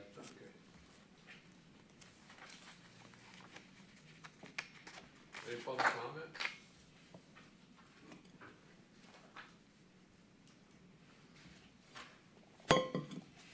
this is federal, so this is coming down from so we have to adhere to the federal guidelines of how we purchase these vehicles. And as you guys know, that some of these vehicles going through state purchasing and this government right now, there's a little bit of a lag. So the sooner we can get on this, the better, because we only have a limited amount of time to make sure that we get this done. As long as it's not an electric vehicle. That's not in the grant, no. I didn't see it. Yeah, I was looking. I just have one question at the very beginning here, because it is a contract with Lander County, and yet for our address up there, we have the senior center address. That's because Tom is a point of contact. Yes, that's where the application is coming from, and so they Okay. contact them to make sure that we're Okay, adhering to the rules of it. I just wanted to be sure, because it does say Lander County, but then it isn't our current address, and so it's like, wait a minute, shouldn't the senior center be mentioned on there, that it's their address? We could ask them for that. Just clarification. Ready for motion? I'll make the Yeah, motion. I'm ready for a motion. I'll make the motion that we approve the grant funding in the amount of not to exceed 90,000 for Aging and Disability Service Divisions and approve the chair to sign. I'll second the motion. Okay, any public comment about this? JR made the motion, Brian seconded it. All in favor? Aye. It passes. Number 14, for discussion and possible action, approve, disapprove the temporary road closure permit for the 21st World Human Power Speed Challenge event on Highway 305 between mile marker LA 95 and LA 105 for 20-minute intervals on September 11th through the 17th, 2022. Well, I can't believe it's already here again. And already. Yeah, they've been, Paula Tamara, for the record, for Lander County Convention and Tourism. They have not been able to get permits or their visas to come to the United States for the last 2 years. And this year, we still have some of them that weren't able to get their visas to come. So it will be a reduced year. We're looking at maybe between 80 and 100 people instead this year, which is still very good. They're going to start arriving on September 7th, and they likely will be here till the 18th. So that's good for all the businesses in town. Maybe they'll break the 90 miles per hour this year, huh? Yeah. We'll see. 89.65, they're close. Yeah. Now that's 80 to 100 participants in, Yes. Yeah. Yeah, and 80 to typically. 100 bicycles. Yeah, well, there will be 10 to 15 bicycles, but because they need the mechanics and everything to Yeah. work with them, there should be 80 So to, there's 15 racers? yep. Okay. And, which typically we have, sometimes upwards of 200, that usually participate. So on your permit, you'll notice that we're missing the signature from the Highway Patrol. I contacted, since Mr. Ayton has retired from the Highway Patrol, we don't have I couldn't find a local contact. So when I contacted Elko, they referred me to someone in Reno. I contacted them when I put the permit in to get that signed, and I hadn't heard anything back. So Mr. Ayton gratefully had contacted someone, and they will be here today or by this weekend to sign that permit before I send that off to the DOT for the whole final thing. So if you would allow the chair to sign that, we will collect the other signature before sending it on to the DOT. I think it's just a great. I think it's awesome, activity. yeah. It's cool. I mean, a 90-mile-an-hour bicycle? I used to think I could get that fast on my three-wheeler, my big three-wheeler when I was a kid. Sometimes I swore I was doing 90 miles an hour down the hills. Yeah, it really is a great event.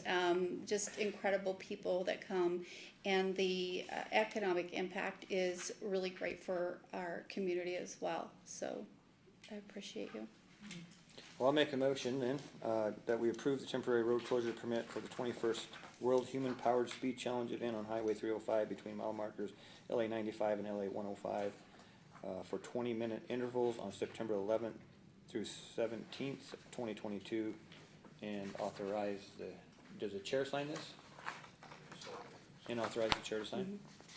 One note though, those 20-minute intervals, we have 2 hours in the morning that we race, and then 2 hours in the evening that we race. So those 20-minute intervals are through those 2 time periods through the day, not throughout the day. Oh, gotcha. What time do you start in the morning?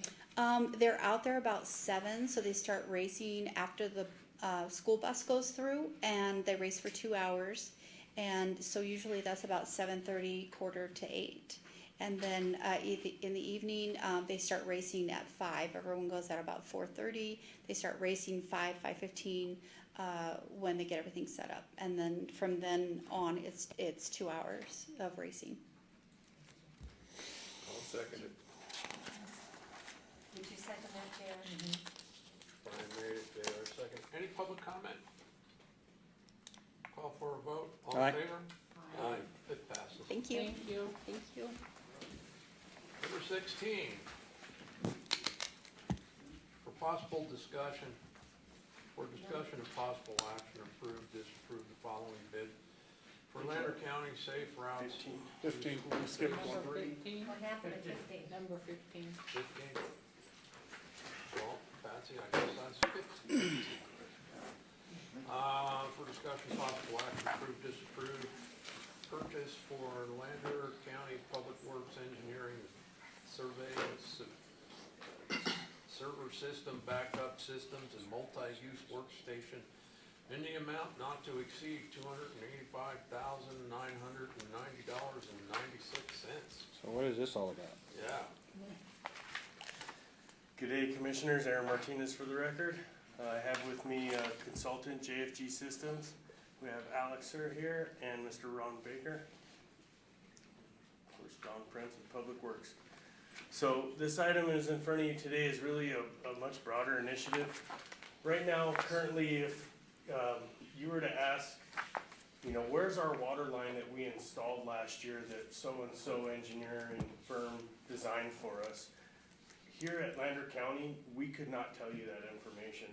We would have to call that consultant and request that data, or go look into Donnie's hard copies on his plans in his plan holders bin to locate that information. Now, if we wanted to go a little bit farther, let's say that Lander County gets a utilities request and they want to know where the water line is in a particular construction area. Public Works currently does not have the ability to go and stake out where that line actually is under a USA dig. And those digs come in all the time. So currently, Public Works is being positioned in a situation where they don't exactly know where their infrastructure is, but under law, we're being asked to do a USA dig call out and paint a mark on the street as to where that infrastructure is. Luckily, we have a lot of really good people in Public Works. They know a lot about our infrastructure. But God forbid if we didn't have those folks, you know, how do we truly locate that information? So that's kind of like off the cuff what this is about. Secondly, again, going back to the design components, every consultant that's worked for Lander County between now and the last 20 years, we have no information digitally as to what they did and where that infrastructure is located. And so what we're trying to do is to basically create the largest database for Lander County. Now currently my firm has been doing that for you already, so we've already started that, but it's gone to a point where it's way beyond my company being able to handle that. And two, Lander County should have that infrastructure in-house to kind of create its own in-house database, essentially. And so with that, this system that's brought in front of you today is kind of step one of several initiatives that we have. And the step one is that we have to have the server system and workstation here in the county so that we can have that data here and available for all the staff members to pull up and utilize. The hopes is that every engineering project, surveying project, and public works project will be stored on this machine as one database and be utilized by all staff members. The infrastructure will be placed here in Lander County in the server room. And so that's kind of the initial goal here. In terms of why do we have a consultant here for that, we consulted with Oasis in previous management meetings, and that's not their forte of development of high-performance engineering workstations. That's what these folks do. And so with that, you know, they'll be working with Oasis in any way possible to share any costs or anything like that, but this needs to be handled by a firm that understands those types of equipment. So with that, the item in front of you today is really a 5-year agreement between Lander County and JFG Systems. That agreement also encompasses a very unique support component for 5 years from HP and JFG. So with that, I'll let JFG talk about that support component. Okay, Ron Baker, thank you for having us today. This is a tremendous amount of data that you're talking about, what Aaron's talking about here. And so you need a very, very, very high performance computing system to be able to deal with the processing of that data. So what we put together is a system that has the ability to have 2 concurrent users and to be able to process this data. And then we have the support built into the project to support it for 5 years through HP, which guarantees in a contract that we have put together here, 15-minute response to a phone call and very much accelerated response if we needed a part or something to make sure we have great uptime. And then our part of it is this is not a typical computer. The jobs will need to be set up every time that there's a new job that needs to be completed. So we'll need to do that in the front end, and we'll make sure that it runs, that it's maintained. We'll be on site if we need to be. And we've built all that in, and all of the major components in this system have 5-year warranties from whoever the provider is. The greatest amount of this comes from HPE, the enterprise side of HP. Aaron, so basically this would map everything, all infrastructure. So how would we handle like previous infrastructure was done, that we might not quite be sure? And then, two-part question, that, and then what's the effort it's gonna take to do that, to put all that data into that system? So you bring up a really great point. So in terms of the previous work that's done, it's kind of is what it is. Day Engineering's been very good about giving us all of their information, and we're trying to use their basis of bearing, their survey, to match it up to our basis of bearing, to bring it all into the correct coordinate system so that we're all looking at it in the same way. So in terms of the past data, it's going to take a lot of work, and really it's unfeasible at this time that we can actually bring all that data in. So we're hoping to kind of everything going forward. Right.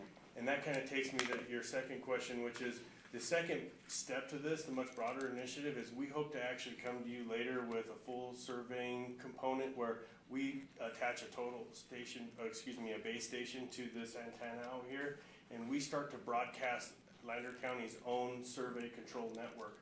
And then when you come and work in Lander County, you can actually hook up directly to that network. You can do all of your survey, and then if you give it to us, it's exactly in the coordinate system, the X and Y that we need to bring it into our database. So we're trying to create kind of an infrastructure that allows anybody that's working in this area to all be on the same page with us in terms of where we are Latin long on the earth. So this kind of goes back into the same question I asked Laura on the pictometry was, so these people that come in and they use this system, they download it into their computers, whatever to use, how do we ensure that stays with Lander County, they don't take that and sell it to somebody else? Absolutely. So anybody that's working for us, it's going to be a standard protocol that they issue us those drawings upon completion. Yeah, cause they're gonna know where your water lines are, they're gonna just know everything. I mean, Yeah. we're talking infrastructure, so it's like, I would think we'd want to take a very high security approach to that and not, you know what I'm saying, it's just. You make a great point with the pictometry also, and I'm not sure whether or not you got exactly where you want it to be. But anything that they have, they'll sell, if it isn't specifically not prevented, in contract. So you want to be absolutely careful with anything, because data is worth a lot of money. Yeah, exactly. This system, all the data will be stored in this building. This is all local to you, so there's no threat there, but certainly your question about having a contractor in here, they will have a copy. Right, And that's my you point. gotta make sure that they don't sell it to anybody. Yeah, and let's just be clear about that. No one would have access to the Lander County database except Lander County staff. Right. And in terms of anyone that comes in that's working on that, they would just be providing us more data to add to our database. So they'd be using whatever the system is you're talking about to just facilitate putting in whatever new thing they're putting in. Yeah, that phase 2 that I'm talking about just gets them on the same X and Y coordinate that we are, so that when we bring that into our drawings, it's in the right location. Because a lot of people use their own coordinate system, or we're on a state plane coordinate system out here. So when I bring it into my drawing and it's 5 million miles off, it's so hard for us to correlate that data. Whereas if it's in the right coordinate system, it comes directly into our database. So that's what we're trying to do: is 1, create the database, and then 2, add to it with these phase initiatives. And just to kind of go beyond that, it's much more than just the Public Works component. We have all these flyovers that Public Works does for every one of our projects. We have this drone that goes and captures high definition aerial imagery across every one of our projects. That will also be stored. We have this building currently laser scanned, so for any future development purposes of this building or this area, so there's more than just Public Works data on here. This is a significant amount of information that really my firm's been holding on to and keeping for you, but it really, Lander County needs to have this, and every municipality that I work for, these databases are crucial to their work environment. And it's so important that if we go away, that you have this information for you for your future operations. So where is JFG located? Carson City. In Carson City? Yeah. Okay, so my question is this, how many other companies are out there that do the same type of thing you do, roughly? 1, 2, 10?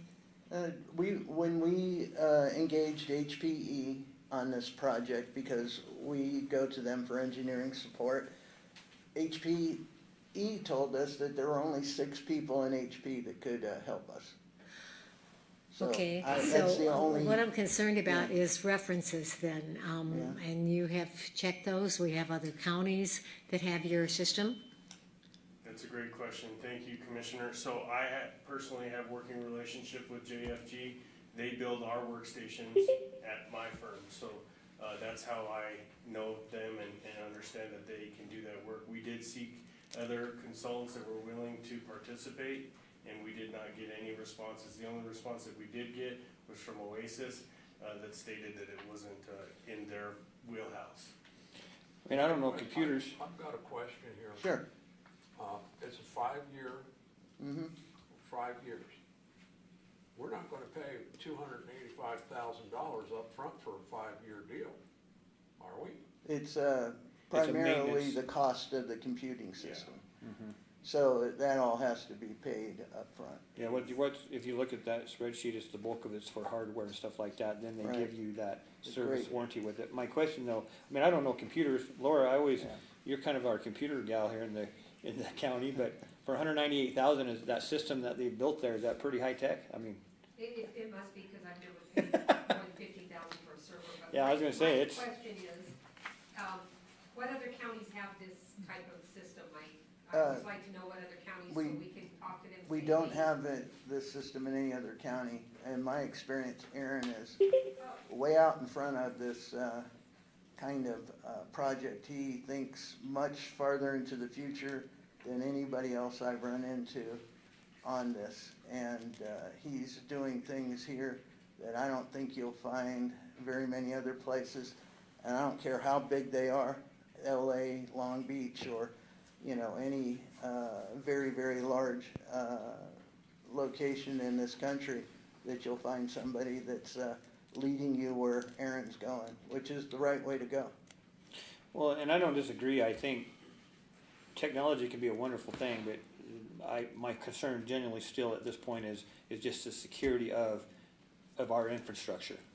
I mean, it's like, we've all watched the movies, right? It's like, pull up these prints, these plans, and we'll go do this, we know where this is at, and it's just, we're talking about our water systems, sewer systems, everything. Roadways. Electrical grid. Absolutely. So, that's, at this point, I'm all about technology and making things simpler, but security is a major concern of mine, so.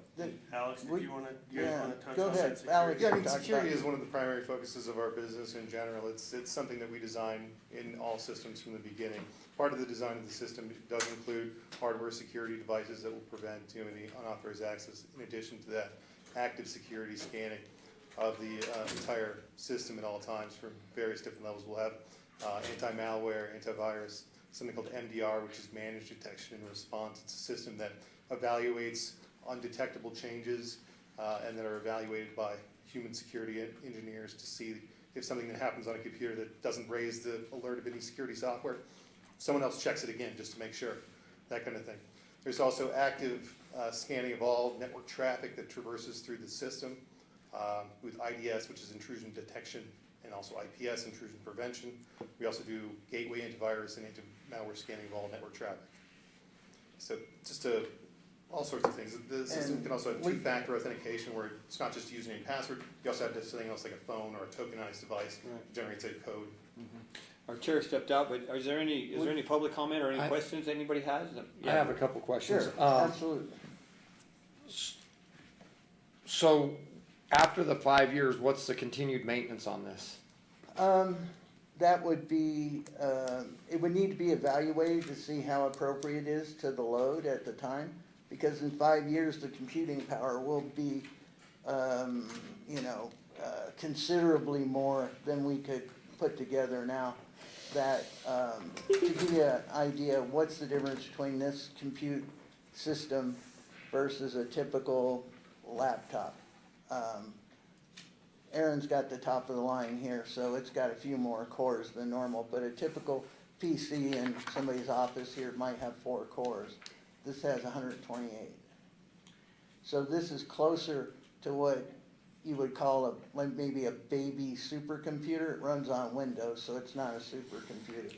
But that's where the software is. So, And really, go ahead, I'm sorry. I'm sorry. So aside from Aaron's company, well, who else are you utilizing this? Not saying county, This is but built specifically for this county, no one else. And we're a Nevada corporation for 30 years. My other comment though, is I don't know what the county spent on our road mapping program. When we did our mapping of the 2477 roads, I would like to pull them numbers and see, but that's the kind of thing that this system would hold, correct? And right now, if we call to try to get a copy of that map, people go, well, send us over the data. We have no data. We can send in our brochures and have them, to a printing company and have them reprint them. But to forward that mapping system that we paid hundreds of thousands of dollars for, we have no data to do. And them are the kind of concerns I think that Aaron is trying to alleviate on the county, that we keep that hard, that we can go in there and we can actually get some of these projects backed up and supported. And that's just something for consideration. I know that sounds like it's something small, but it's huge when you want to really move things forward. And I think in the future, if we ever do if we do get challenged for roads and for things like that, this type of backup is going to be your support to defend yourself and the ground within the county and infrastructure and everything else. It's a big deal. Like with the Porter Group, we've been dealing with a lot of this ground that we want to get over in the lands bill. Having all this data and all this work that everybody put in, if an individual like myself or Aaron leaves, all that institutional knowledge walks off, and then we repeat that over and over, and it's in time and resources. I think that this number gets smaller if you compare that just in the mapping alone. But I also know that that's a huge responsibility, and I know that I'm concerned with the continued responsibility after the 5 years that the county would be taking on as a burden. 5 years is the longest we would ever say a system was, viable for. Typically by that point, because the reason that you need so much power in this system is that a fairly small job could take all day to process in a normal system. And matter of fact, we had a system we built for Aaron roughly 5 years ago, and it regularly, Aaron can talk about how long it takes to go through data, but you're going to keep growing data and you're going to need the power to grow. So 5 years is what I would expect to be the life expectancy of this. It doesn't mean that it wouldn't still be useful at the end of 5 years, but I would expect at that point in time you'd be looking at starting over, to move to the current computing standards of the day. And that's kind of where Ron and I kind of semi-disagree. From a private owner standpoint, it's hard to make these investments and then expect only a 5-year return on them. And so that's where we do disagree. And these guys look at it from a number standpoint of, okay, you can get X more gigabytes coming across this machine, and they look at a single versus multi-threaded components, and there's all these software updates. Long story short, I think that in reality, Lander County would be revisiting its maintenance agreement with JFG at that time, and they would probably be able to contact HP to see what that would look like. So I think going forward, the 5-year component is a guaranteed maintenance agreement so that if anything happens on this workstation, they're here on site making sure it's fully operable. I could see this thing absolutely lasting 10 plus years, most certainly.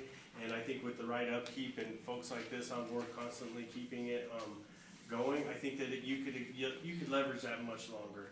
And so please understand that is a premise that I fully agree with from a private standpoint is we push these systems farther than people would like to see. Yeah, we don't wanna be buying an iPhone and having to change it. To clarify what Ron is saying on the 5-year time, that's when we see performance declines, and that there would be a much faster computer available. It doesn't mean yours would stop working, it's just, Right. you could get something better, and we're always geared towards what's best.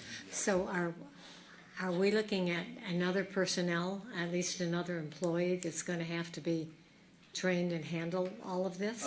So that's kind of where I'm helping the county build up these components of the departments. As your county engineer, you guys have asked me to come in. Bert has given me a very specific direction on what he'd like to see. And so I'm trying to come in and improve the county in these different departments. So in this case right now, I'm building that. I've already built a lot of that data for you in my office. And we'll be transferring it over to this machine. And we'll start with Public Works to start to work on that machine and understand how to use it. And then really it's any staff members that would like to be a part of it can most certainly get trained on it. But in terms of an additional staff member, that's not what we were asking. Well, it's just with the amount of money that is costing us, I guess I'm saying, I almost would like to see another quote. I mean, if there's other companies that do this type of thing, wouldn't we be at least prudent to look to see what else is out there before we make a final decision? Completely. I don't believe you'll find one, but I could be wrong. You gotta be we're integrated with Aaron because of the 6-7 years or whatever, how long we've been working with him. And I'm aware of the issues that Aaron's laid out here and some of the things that Bert's talked about. I started off doing CAD work down in the Port of Long Beach and the Port of LA. And my brother-in-law's was in the building road business, so Bert's absolutely right. Typical contractors aren't gonna deliver you anything at the end. And you're not gonna have any data out of that. And unless you demand it or come up with a system to do it, then you're probably not gonna have anything. Well, So I'm more than happy, to see, we can try to find you a competing, somebody that would wanna compete in a quote. HPE would probably help us with trying to find somebody that they know that might actually want to do it. Well, if this were my money, Yeah, I wouldn't be doing the deal just with one proposal, with this amount of money. I I mean, it's understand. just, I understand your area expertise, but I would just, and if it comes back to that, there's nobody else that bids it, it's such a special thing, then that's one thing to consider, but not having tried it, I don't know, it's, no, it is a chunk of money, so. completely And understand. just to be clear, 90% of that quote is coming from Hewlett Packard. So just so Yeah. you guys understand, this isn't JFG's, they're just the support component. Oh, I see what you're hope saying. you So guys it's understand actually- that. This is okay. Hewlett Packard Enterprise, the company manufacturer that's giving you this price. And we data. worked with their engineers to come up with this design. And to add to that further, we have gone through this strenuous process because we have drone data, laser scan data, and massive base maps being created. And our issue is that there are very specific computer processes that need to be achieved. So these guys have gone the gauntlet with me because, again, we are one of the groundbreaking firms that are doing these types of workflows. If you ask people what they're using LiDAR for, they're not gonna tell you that they're using it to scan a building like this for retrofit purposes. That's not what they do. So part of our workflows are driving this process, and the reason these guys were brought in front of you was because we pushed them through the gauntlet. But if you most certainly wanna see another quote, we can absolutely do that. I don't know where I would start there, but we can absolutely chase that down. In terms of a quote from Hewlett Packard though, I mean, that is the quote there. So I think in what you're asking for, Commissioner Waits, would be an additional quote for a support firm. And if that's what you're looking for, most certainly, but I wouldn't recommend going with any other company but Hewlett Packard Enterprise. So if you're looking for a support quote, then by all means, we'll go chase that down. Aaron, will this system help prevent mistakes like we dealt with today? Yeah, absolutely. And I want to clarify something that Aaron said. Part of what led to this and the direction and me saying, hey, we need to look into the county doing this for us because I feel like we're getting beat up here. by engineers. When Aaron goes out and does a survey, and we have a road put in, and then we have, so we have AM engineering put a road in. And then day engineering comes in and say they put a sewer line in. I'm going, why are we getting charged for 2 of these same evaluations? We already paid you for the surveying. We should have the survey. Why are we paying double? And they're going, well, that's their survey and this is our survey, and we aren't going to exchange that data. Well, if the county has that data, we go, here it is, and we just save ourselves a whole bunch of funds up front. So the return on that investment then starts becoming, Aaron isn't housing that information, because right now he's housing it no different than other engineers that we've dealt with, Summit, Day Engineering, the rest of them that the county has dealt with, and they go, well, this is our data. We're the ones who went and collected it. It's ours. And I'm going, well, we paid for it. Yeah. And they go, doesn't make any difference to us. We're the ones who did it. So I we see. provided that for the job that was specified. Now, if you want to do it again, have somebody else do it. Yeah. So I'm going, well, we need to curve some of that expense. I see the big picture now. And that's We're actually part taking of the ownership curbing. and putting in our own database, what we pay for anyway, Correct. that we're having to go back out and pay somebody else to do it again when we have it there. I mean, in the long run, that pays huge dividends. It saves money. Yes, so the big picture view from 1,000 feet, all of a sudden it goes, this is a huge upfront expense, but the cost savings that you get back in small pieces far exceed this upfront expense. So what was the cost of the Austin realignment that we went around circles on prior to you? How much did we pay Summit Engineering for that box of rolled up paper that we got? And literally that's what it was. Well, we were over $2 million into that, weren't we? Or a few million for sure, and that's a good question. Would this also include that kind of data? Would we be inputting that data into this system and be storing it for us? It'd be every project going forward. Right. Yes. So the audience knows too, that on the Austin realignment for the $2 million plus that we put into that project, and we literally had a box like this of rolled up documents, and that is all we got for all of that money. And got nowhere and had to start all over. Yeah, and if I could add to that, my hope is that you'd have every property boundary that we survey, because we go through these safe routes, we're obtaining property boundaries of every parcel. So we've already gone phase 1 and 2, now we're about to do 3, which is the next item. And so there's probably 70% of Battle Mountain parcels just in that 3 projects that could be stored here. And so we're hoping that eventually every Lander County parcel line, including Lander County's boundary itself, every road, every sewer line, every valve. So like if Donnie has an overlay on a project, he can go out and find that valve within a ½ inch. And that's the types of things that really every municipality has. The reason that things are a little different when you're working with my company is we drone every project. So we've got 5 gigabytes of drone data underneath every one of our primes. Most people don't do that because it costs more money. We don't charge you extra for that. We just do it because it's nice to have a high definition imagery underneath every one of our plans. So when the contractor's going through and building something, Miss Mary's rose bush is there, we see it on the plans. And so, yes, my workflows are costing more money. They cost me more money, but and they're costing more for the infrastructure here, but it's absolutely in your best interest. And I hope that one day if I leave here, that you guys are way more teed up than I'm not. And I'll be honest with you, this database is not in my best interest. If I have all this information in my firm, you call my firm to get that data. Yep. So I'm actually putting aside my financial interest to help Lander County because I believe that you guys have to be in a path for success. And asking some firm to provide you that around every corner is really just not the long-term approach. Yeah, I do I see have that. one other comment. This computing system, it's 2 actually, side by side. They're the fastest computers that we can build with any kind of reasonable price. And whether you think the price is reasonable is, in the eye of the beholder.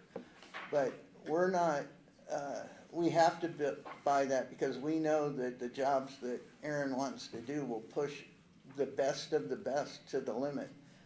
And our hope here, and the way it's built, is so that it's still useful at the end of 5 years. You're not buying it for today. You're buying it so that it's still a useful tool at the end of the 5 years, because otherwise, Aaron's got the best laptop about that you can buy, right here in front of us. And it can't do, anywhere near what is required here to handle the kind of data that you guys want to do, want to process. I got a question. Sure. Do we have a secure backup comes with this? In Yes, case we have an secure equipment failure? backup's or- part of it to tape, the tape. Somebody here will be taking the tapes and putting them wherever you deem best in a safe or wherever. Ideally off this site, but, you know, in some place that's totally secure. Go ahead. Should say it's also fully redundant. Yeah, it's fully redundant, and, yeah, backup is the most important thing in my life. There's nothing more important. So, real Smoking as a computer person. Somebody comes into the county and they say, okay, this is my lot, I wanna buy a house. I'm gonna build a house on this lot. You can give them a printout of exactly their boundaries? If we've surveyed it, yes. If we've surveyed it in previous projects. Otherwise, they can utilize the Lander County infrastructure that Lura has through pictometry in Sidwell to get a rough estimation. But if we've surveyed it, yes, most certainly. Now, I would caution the county that we probably would actually ask them to seek their own professional land surveyor, you know, because you don't want to take on that liability. Yeah, okay. But in terms of like, do we build this road over here or not, you know, would really help out because, you know, we don't want to be building on Where private the land. easements are and where the property lines are so that we don't run into more. So what are we looking for as far as coming out of what budget line? What would we be doing? So that would be Lura, and I think that's coming up, but just for the commission, roughly it's $43,000 is what we're asking out of whoever the consultant is, whether it be them or we seek another one. In the backup, it shows you, and I believe it's roughly 43,000. The remainder of that is in the infrastructure of the computing system. So I just want to be clear on that because the number is pretty big. And then, Laura has something to say. yeah, and then Laura can address your question of the funding. I got no money, honey. Laura, you want to come up?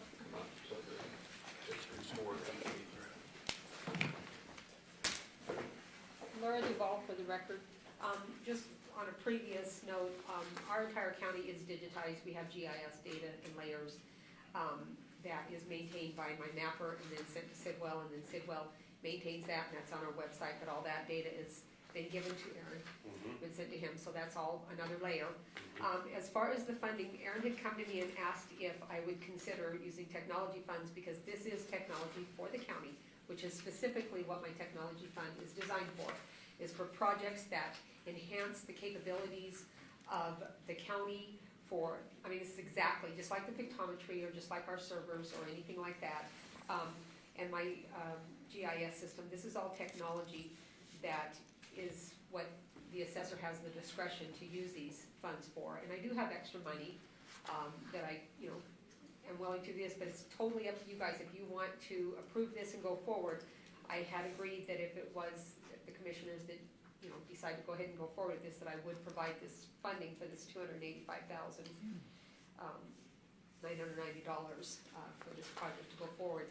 I knew nothing about what it was really, other than just kind of a broad little bit of an overview from Aaron. He's kind of explained it to me, but these guys put it in a better perspective and a lot more detailed, so now I understand a little better, because I was a little bit hesitant, skeptical, because it's like, what is this? But now that they've explained it and I understand it, then yeah, I have no problem providing the funding for this to get started up. Thank you. Very good, thank you. You're welcome. Any public comment? Are we ready for a motion?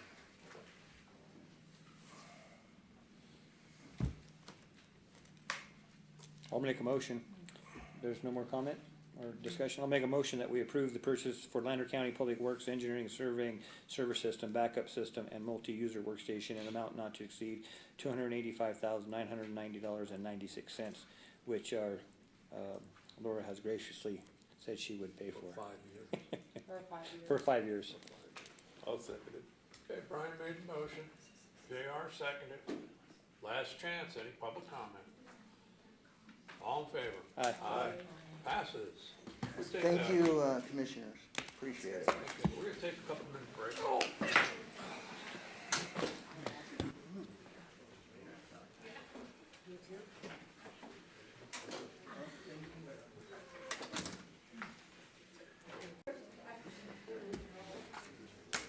For discussion, possible action to approve, disapprove the following bid for Lander County Safe Routes to School Phase 3. PWP NOLA 2022-394. Honeywell Construction has bid $3,643,699.33, and this is recommended by Public Works. And there's an alternate bid from Honeywell Construction of $155,368,000 total billed, including alternate is $3,799,67.33. What's the difference, Don? Is just a infiltrator, but we've got that infiltrator running somewhat, and once we get in doing construction, we'll go in there and clean it out some more. And I figured we'll just wait on it, see. Okay. So we got it working, I think, a little more cleaning on it, I think it'll get us through, so. Okay.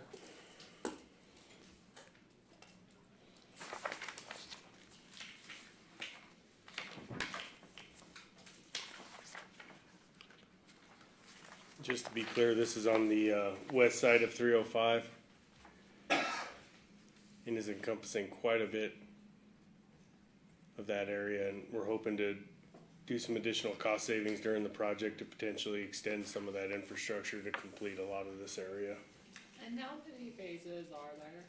As many as the commission would like, but right now we've got phase 4 and 5 outlined. Phase 4 is gonna be on the north side of the railroad there, and Well, it's nice. Who'd ever think we'd They have look sidewalks on very Battle Mountain, nice. right? As Aaron said, I'm hoping to get the whole town done eventually, but it's just gonna take time and money, and so. it's kind of a nice direct impact to your residents. You know, it doesn't necessarily affect their front, their taxes because it's on Lander County right of way, but it does beautify their frontage and kind of creates that curb appeal. So it's a nice investment into the community, I believe, that really is kind of a 360 impact, as we call it. Yeah. I have not heard one complaint. That's good. It also improves the value of their property, doesn't it? Well, no, because the infrastructure's on Lander County right of way. Right. But it might make their property look a little nicer. Well, wouldn't it be worth more if it had that infrastructure there? Technically, no, because they're only being evaluated on their private land. Gives it the curb appeal though. But if I was buying a place and it had a sidewalk, I'd be willing to pay a little more than I would if it was just gravel or dirt out there. It has cleaned up the neighborhoods. There's a lot of people parking trailers more laterally, with the road, and so it's kind of cleaned that up too also, I think. Well, you ready for a motion? Yeah. I'll make a motion that we approve the following bid for the Safe Routes to School Phase 3, and it's number PWP NOLA 2022-394, and it's to Honeywell Construction, base bid of $3,643,699.33. And this is the one that's recommended by our Public Works. I'll second it. Brian made a motion, JR seconded it. Any public comment? More discussion, concerns? All in favor? Aye. Aye. Passes. Thank you. Oh, where are we at now? 18, Oh, wow. 17. 17?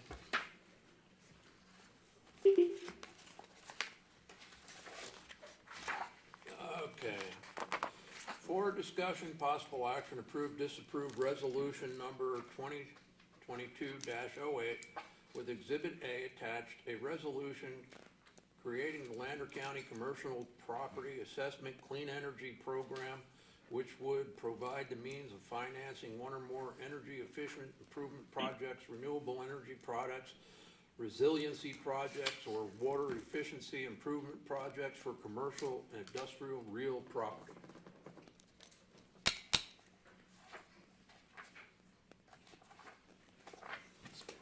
I've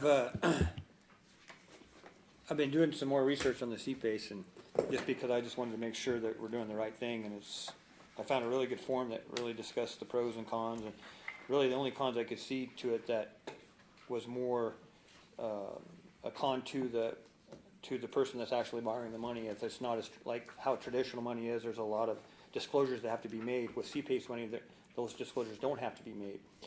Some of the comments that were made, there were a lot of fees that were put on at the end that weren't disclosed in the beginning. So all the cons I found dealt with the actual property owner, the one that's borrowing the money. So just that, it made me feel a little bit better about what we are doing. So I just wanted to put that there. You're okay with that? Yeah. I just don't know why the county's involved in financing for, Because that's the way they set it up through the legislature, that it has to come through a municipality. They can't get it any other way, and that involves us. But There was a good point made, because there was some concern on whether if they were to create their own board, because then it could be, because then it could be considerably, we're giving up some local control. So I didn't know, and this might be a question for Ted, is that could we actually enact an ordinance that would prohibit any CPACE within the walls of Lander County starting their own board? Because that would alleviate that concern right there. That's the concern I have. Well, Yeah, me I too. don't know if they have, the ability to To start do that. I mean, I couldn't find it anywhere that I read, Yeah. but I just know that was some of the concern, because, In construct, that is the concern with every district. They get out of hand. right. And,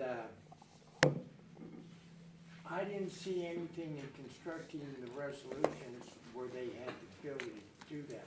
Now, what you can do is on, agenda item number 19, and that is, asking you to approve the scope of work and the contractor relationship between Lander County and Brian McCarter to perform the functions as a qualified program administrator.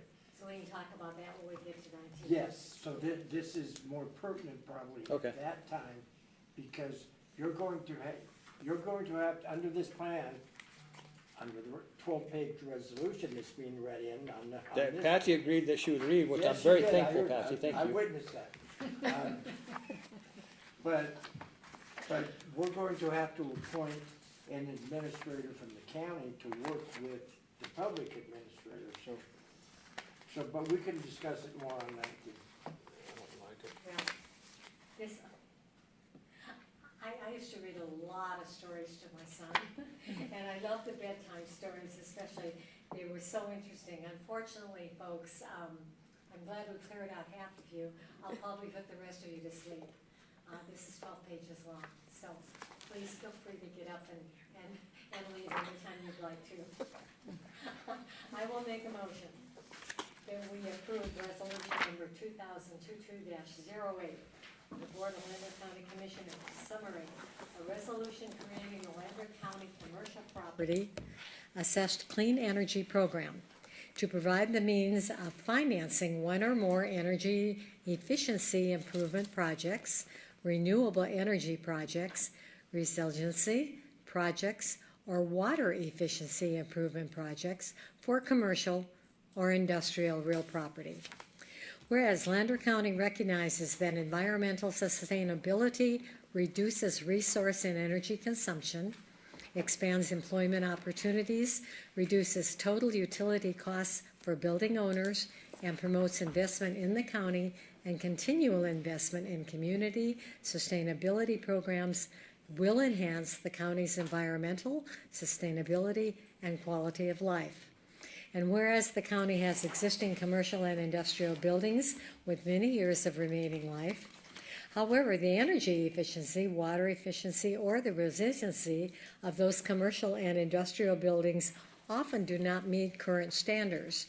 They lack renewable energy systems, energy conservation systems, water conservation systems, and resiliency measures, and are therefore less desirable for owners and tenants.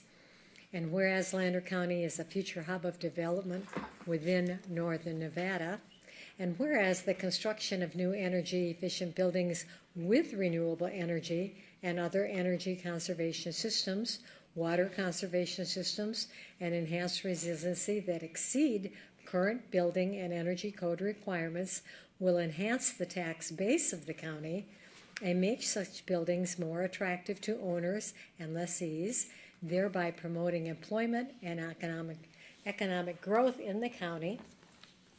And whereas Chapter 271 of the Nevada Revised Statutes, as amended, the Act enables the governing body of a municipality without an election to adopt a resolution whereby the governing body of the municipality specifies the procedure for the creation and administration of a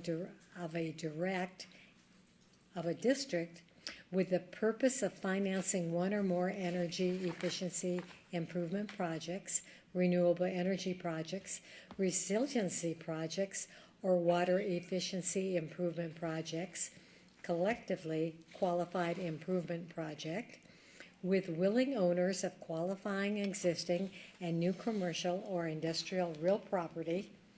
And whereas the financing under such a program would be secured by the placement of a voluntary assessment against the participating commercial or industrial real property recorded with the Lander County Assessor's Office, the installment of payments of which will be due and payable from the property owner in the amounts and at the times as are described in an assessment and financing agreement, and the assessment lien will be on par with the lien of real estate taxes and superior to all other liens, shall run with the title to the commercial or industrial real property, and shall not be subject to the extinguishment by the sale of a commercial or industrial real property on account of the non-payment of real estate taxes, all of which gives rise to such program generally known as Commercial Property Assessed Clean Energy Program, or CPACE program. And whereas the Lander County Commissioners, hereafter Commissioners, hereby finds and determines that the improvements to be made and financed under a CPACE program with the county may reasonably be expected to, 1, renew and revitalize existing commercial and industrial properties, 2, enhance the value of both existing and new commercial and industrial properties, 3, improve the marketability and profitability of such approved properties, 4, generate local construction jobs, 5, lead to the creation of additional jobs by the business, which thereby become more profitable, 6, improve air quality, 7, and support progress towards the county's goal to encourage green building, reduce climate pollution, and expand the clean energy economy, 8, strengthen the local economy, and that accordingly the adoption of a resolution to create a CPACE program for the county is in the public interest. Now therefore be it resolved that the Lander County Commissioners of the County of Lander hereby creates the Lander County CPACE program. And Section 1, Program Creation. Be it further resolved that the following definitions shall apply to Lander County CPACE program created herein. Section 2, Definitions. Assessment and assessment lien means a voluntary assessment and assessment lien created by the voluntary agreement of the property owner and the county against any tract specifically benefited by any qualified improvement project to defray wholly or in part the cost of such project in an existing structure or new construction, which assessment lien shall be made on qualifying commercial or industrial real property as secured by a recorded notice of assessment and assessment lien, and which shall not be subject to acceleration or extinguishment by the sale of any property on account of the non-payment of general taxes, and is prior and superior to all liens, claims, encumbrances, and titles, other than the liens of assessment and general taxes attached to the tract, pursuant to the provisions of NRS 361.450. Assessment Agreement. It means the voluntary contract signed by the county and the property owner, whereby the property owner agrees to an assessment and assessment lien imposed and recorded on its tract as security for the repayment of financing received pursuant to a financing agreement. A form assessment agreement is attached to the program guide. Capital provider means any private entity or the designee, successor, or assign of the private entity that provides direct financing or refinancing for a qualified improvement project pursuant to the provisions of the Act as amended. County means the County of Lander, Nevada, a Nevada municipal corporation and political subdivision of the state of Nevada. County program manager means an employee of county designated as the program manager appointed to run the CPACE program and act as a liaison with the program administrator. CPACE means Commercial Property Assessed Clean Energy. CPACE assignment means a written assignment of assessment and assessment lien and assessment agreement executed by the county and a qualified capital provider, which shall be recorded in the official records of the Lander County's Recorder's Office to evidence county's assignment of the assessment and assessment lien to the capital provider. A form of the assignment of assessment and assessment lien and assessment agreement is attached to the program guide. Delinquent assessment payment means any assessment installment payment that was not paid by the property owner when due, which shall include without limitation all interest, late fees, and penalties incurred pursuant to the financing agreement. Energy efficiency improvement project means the installation or modification of one or more energy efficiency improvements that decrease or support the decrease of energy consumption or demand for energy through the use of efficiency technologies, products or activities, and incidentals which are necessary, useful, or desirable for any such improvements, and which installation or modification has a useful life of not less than 10 years. Financing. Financing means a CPACE financing described in the financing agreement financed by the qualified capital provider.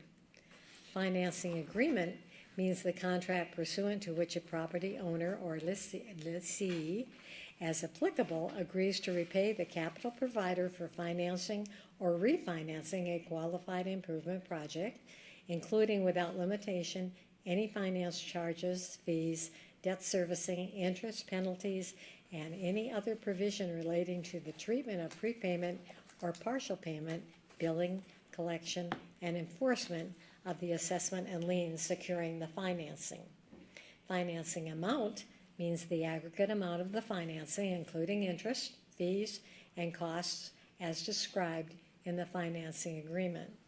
Financing term means the term of the financing as described in the financing agreement, which shall not exceed the weighted average expected life of all qualified improvements included in the qualified improvement project that are financed by the financing agreement as determined by the program administrator. Installment payment means the periodic repayments of the financing amount due from the property owner in the amounts and at the times and payable to such entities as are described in the financing agreement. Lender means a mortgagee, the beneficiary of a deed or trust or other creditor who holds a mortgage deed of trust or other instrument that encumbers a tract as security for the repayment of a loan.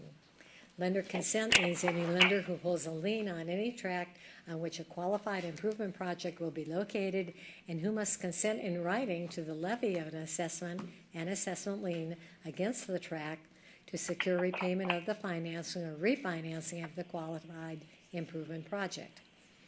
Each consent must be recorded in the Lander County Recorder's Office, and once recorded is binding on the lender who signed the consent and any successors or assigns. Ted, I'm going to correct that one. What does it say? Lander County Recorder. What do you think it should say? Yeah, on lender consent. Notice of assessment and assessment lien means the document executed by the county and recorded to evidence the assessment and assessment lien, a form of which notice is attached to the program guide. Program means that the Lander County CPACE program created by the county through adoption of this resolution, consistent with the act as amended from time to time. Program administrator means the person or entity contracted in writing by the county to assist with the planning and administration of the CPACE program. Program guide means the comprehensive document which sets forth standard forms and establishes appropriate guidelines, specifications, and criteria for the underwriting and approval of a qualified improvement project, published from time to time by the program administrator and approved by the county program manager. Property owner means all of the owners of record of the tract on which a qualified improvement project is installed. Qualified capital provider means the capital provider approved by the program administrator. This term includes any designee, successor, or assign of the entity that provides financing as the capital provider for a qualified improvement project.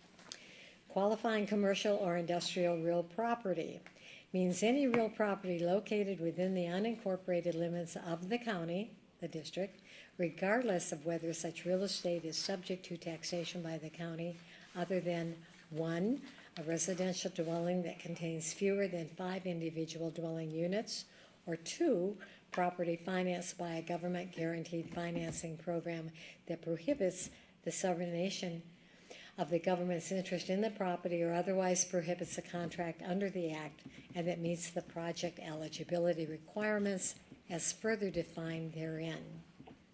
Qualified improvement project means one or more of the energy efficiency improvement project, water efficiency improvement project, renewable energy project, or resiliency project, which are permanently affixed to a real property in an existing structure or in new construction performed pursuant to the Act and meet the project eligibility requirements as further defined therein.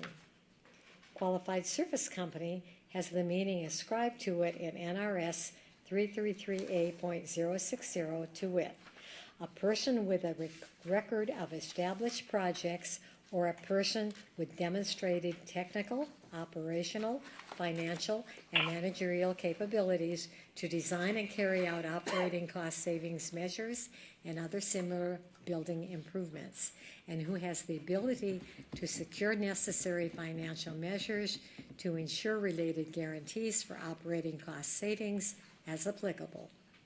Such qualified service company shall be validly licensed or otherwise permitted under applicable state and county laws to provide such services and be in good standing with the Nevada State Contractors Board. Record and its derivatives means to record in the official records of the Office of the County Recorder, Lander County, Nevada.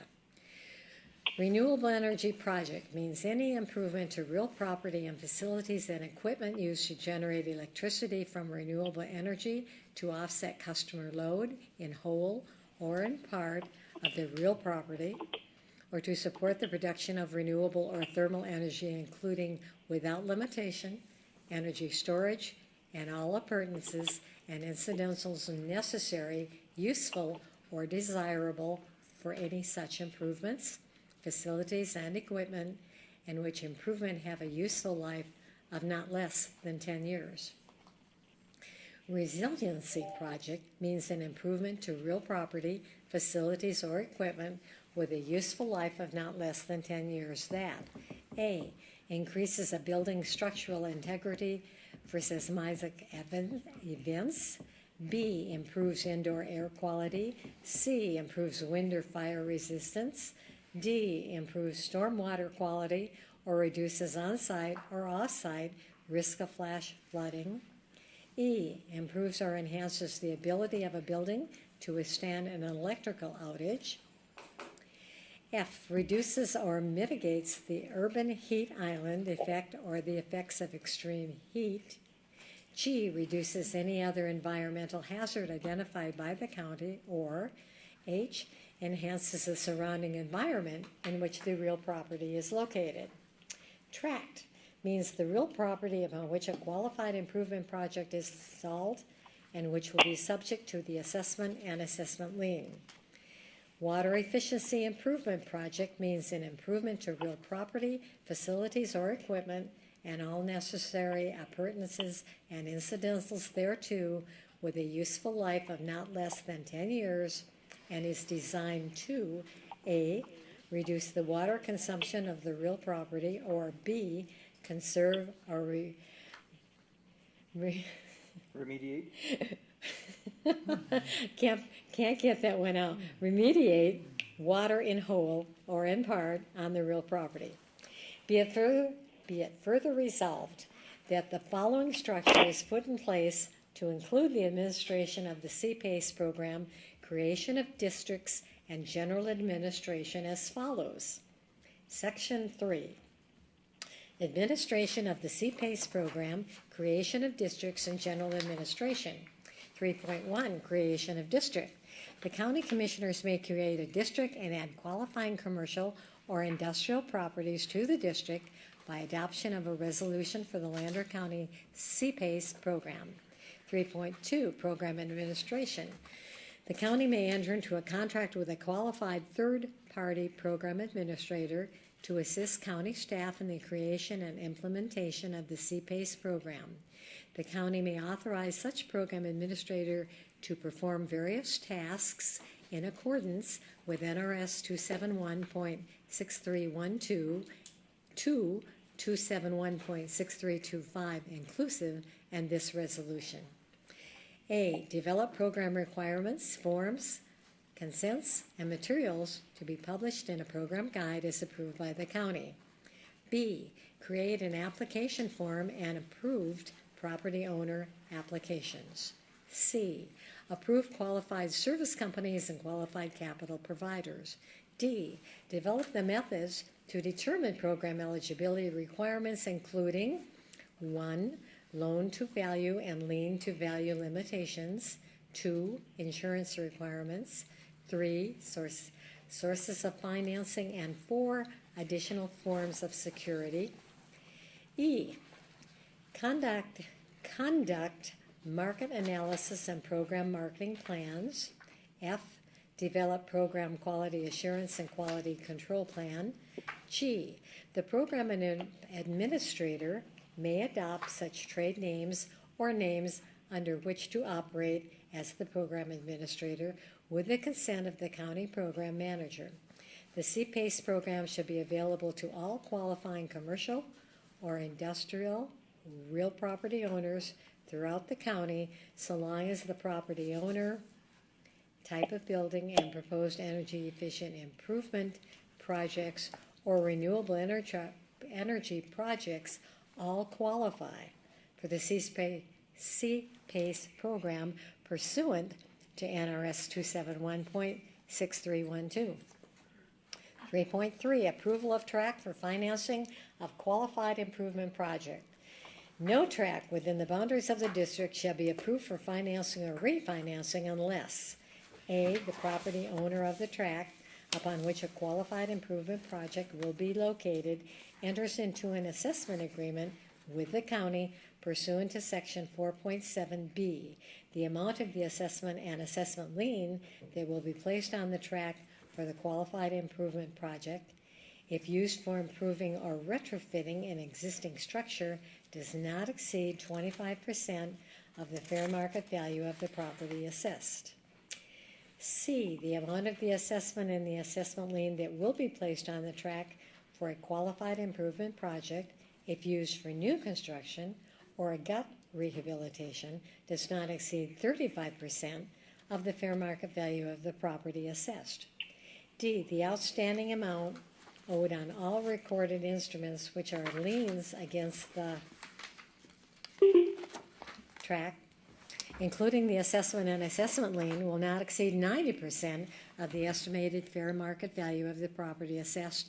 And E, any lender who, as of the date of the recording of the notice of assessment and assessment lien, holds the lien on the tract on which the qualified improvement project will be located, consents in writing to the levy of an assessment and assessment lien against the tract to secure the repayment of the financing, which shall be in recordable form and be binding on the holder of the lien who signs the consent, together with the successors and assigns pursuant to section 3.5.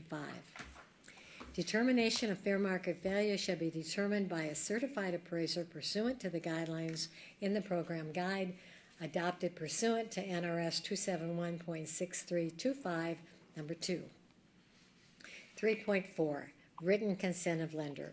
Each lender with respect to a tract on which a qualified improvement project will be located shall provide an executed and notarized lender consent in recordable form. The lender consent is binding on the lender who signs the consent. Each lender consent is provided and each amendment thereto must be recorded, and once recorded is binding on the lender who signed the consent and any other person or lender who holds any interest in the tract to which the lender consent relates, and such lenders, successors, and assigns. The lender consent only applies to persons or entities meeting the definition of lender, herein as of the date of recordation of the notice of assent and assessment lien. Sources of financing. This is 3.5.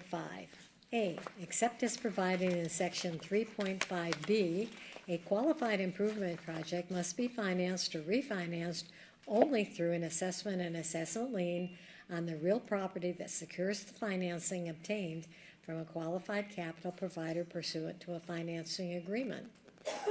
B, in addition to, but not in lieu of the financing pursuant to a financing agreement, a qualified improvement project may be financed or refinanced through an assessment on real property to secure bonds issued pursuant to NRS 271.475. Any bond interim warrant issued for qualified improvement projects may not be used in furtherance or support of a financing amount under a financing agreement with a qualified capital provider, must not be secured by a pledge of the general credit or taxing power of the county or by the surplus and deficiency fund established pursuant to NRS 271.428, and shall be supplemental to a direct financing by a capital provider pursuant to a financing agreement described in section 3.5C below. And number C, in a financing through a qualified capital provider, number 1, the county shall assign the assessment and assessment lien to the qualified capital provider in substantially the same form of CPACE assignment attached to the program guide. 2, the qualified capital provider is solely responsible for the billing, collection, and the enforcement of the assessment and assessment lien. And 3, a delinquent CPACE payment will result in the interest and penalties set forth in the financing agreement, and enforcement of a delinquent assessment payment shall be by judicial foreclosure in the manner of a mortgage. 3.6, assessment agreements and financing agreements. Each property owner of a qualifying commercial or industrial real property or part thereof wishing to be an active and voluntary participant in the program shall enter into a written voluntary assessment agreement with the county whereby the property owner consents in writing to the specific amount of the assessment and assessment lien that will be imposed for the qualified improvement project, to secure repayment of the financing provided by the qualified capital provider for the project, and to the recordation of the notice of assessment and assessment lien against his real property. Such property owner or its lessee, as applicable, shall enter into a financing agreement with a qualified capital provider that sets forth the applicable terms to repay the financing amount for a qualified improvement project. A notice of assessment and assessment lien with a legal description of the tract and assessment agreement attached shall be recorded.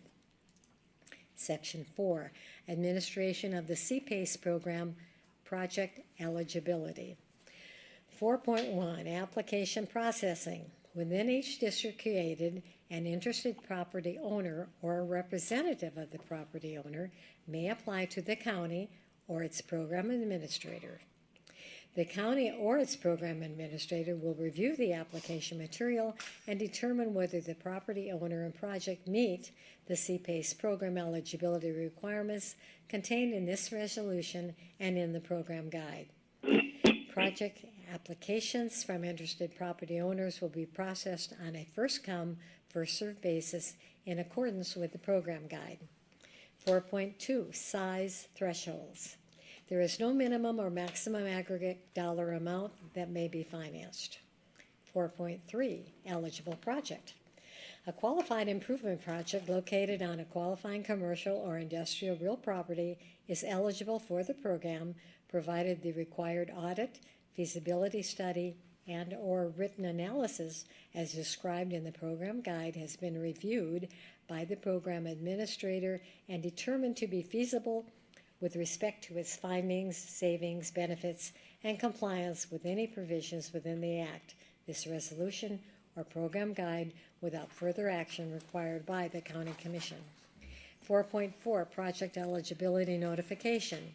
The program administrator shall prepare and deliver to the property owner and the county program manager a project eligibility notification indicating that the proposed qualified improvement project is eligible for financing under the Lander County CPACE program. Section 5, administration of the CPACE program, project financing. 5.1, role of county. Neither county nor any authority or other governmental entity whose board is appointed by the county shall lend its credit to a property owner under this CPACE program. Unless otherwise specified in the program guide or in the absence of a program administrator, the role of the county with respect to a financing shall be limited to A, executing the written voluntary assessment agreement with the property owner, B, executing and recording the notice of assessment and assessment lien for the property, and C, executing the CPACE assignment to the qualified capital provider that provides the financing of the qualified improvement project.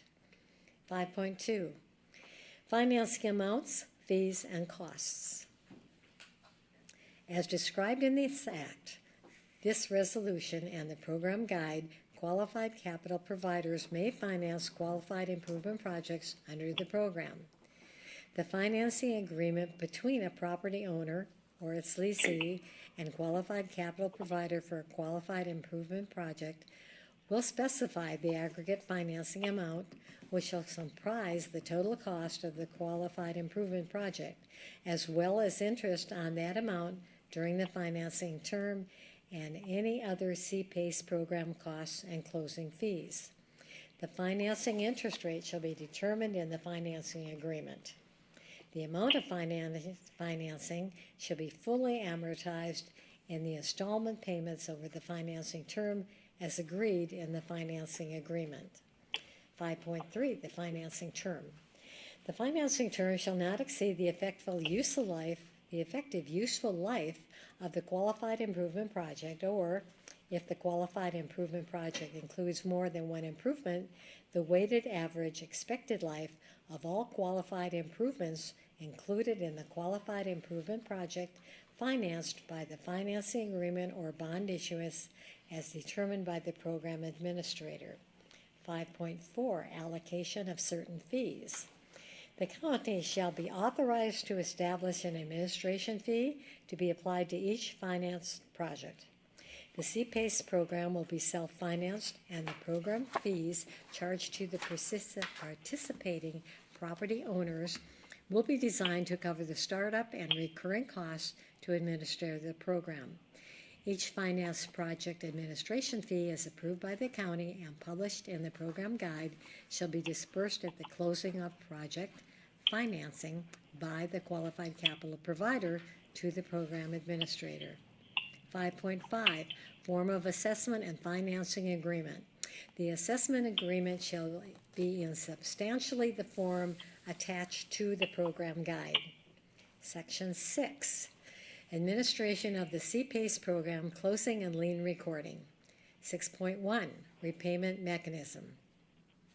Financings granted under the CPACE program will be repaid by collection of installment payments of the financing amount by the qualified capital provider as described in Section 7. 6.2, notification of closing. Upon closing of an eligible project financing, the program administrator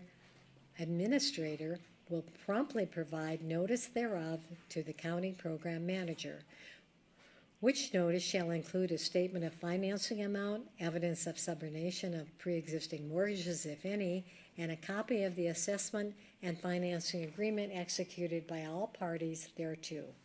6.3, prompt lien recording.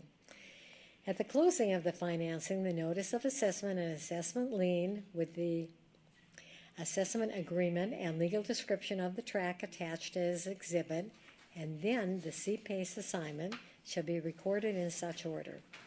Any amendments thereto must also be recorded.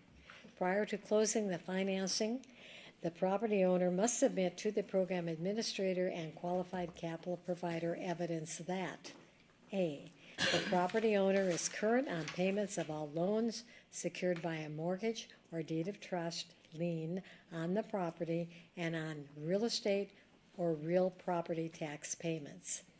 B, property owner and lessee as applicable are not insolvent or subject to bankruptcy proceedings. And C, property owner's title to the tract is not in dispute. Following the recordation of the CPACE assignment and installment payments of the financing amount shall be billed, collected, and enforced by the qualified capital provider or its designee. Almost. I'm getting close. Doing a good job, Patsy. Section 7, administration of the CPACE program, billing, repayment, reminutes, delinquencies, and transfers. Applicability. The program guide may specify any necessary or applicable procedures with respect to billing, repayment, remittance, delinquencies or transfers, and the role of the county, program administrator, and or any qualified capital provider. 7.2, billing, repayment, disbursement, and remittance. Billing, collection, and repayment of the financing amount are the sole responsibility of the qualified capital provider in amounts and at such times as described in the financing agreement. 7.3, delinquencies. Only the current CPACE installment payment and any delinquent CPACE payment shall be prior and superior to all liens, claims, encumbrances, and titles other than the liens and assessments of general taxes pursuant to NRS 361.450. Delinquent CPACE payments shall 1, accrue penalties and interest in accordance with the financing agreement, and 2, be enforced in accordance with the financing agreement. Foreclosure is the sole responsibility of the qualified capital provider and shall be performed in the manner of a judicial foreclosure of a mortgage. 7.4, transfers. The property owner, subject to an assessment and assessment lien, shall assume the obligation to repay all remaining unpaid installment payments due under the financing agreement according to the installment payment schedule, whether the transfer of ownership was voluntary or involuntary. Only the current installment payment and any delinquent assessment payment, together with any costs of collection under the financing agreement, shall be payable at the settlement of a foreclosure sale. Financing or the rights under a finance agreement may be transferred, assigned, or sold by a qualified capital provider at any time during the financing term without consent from property owner, county, or any other party, provided that qualified capital provider shall record any such transfer, assignment, or sale and provide a copy of the recorded document to the program administrator.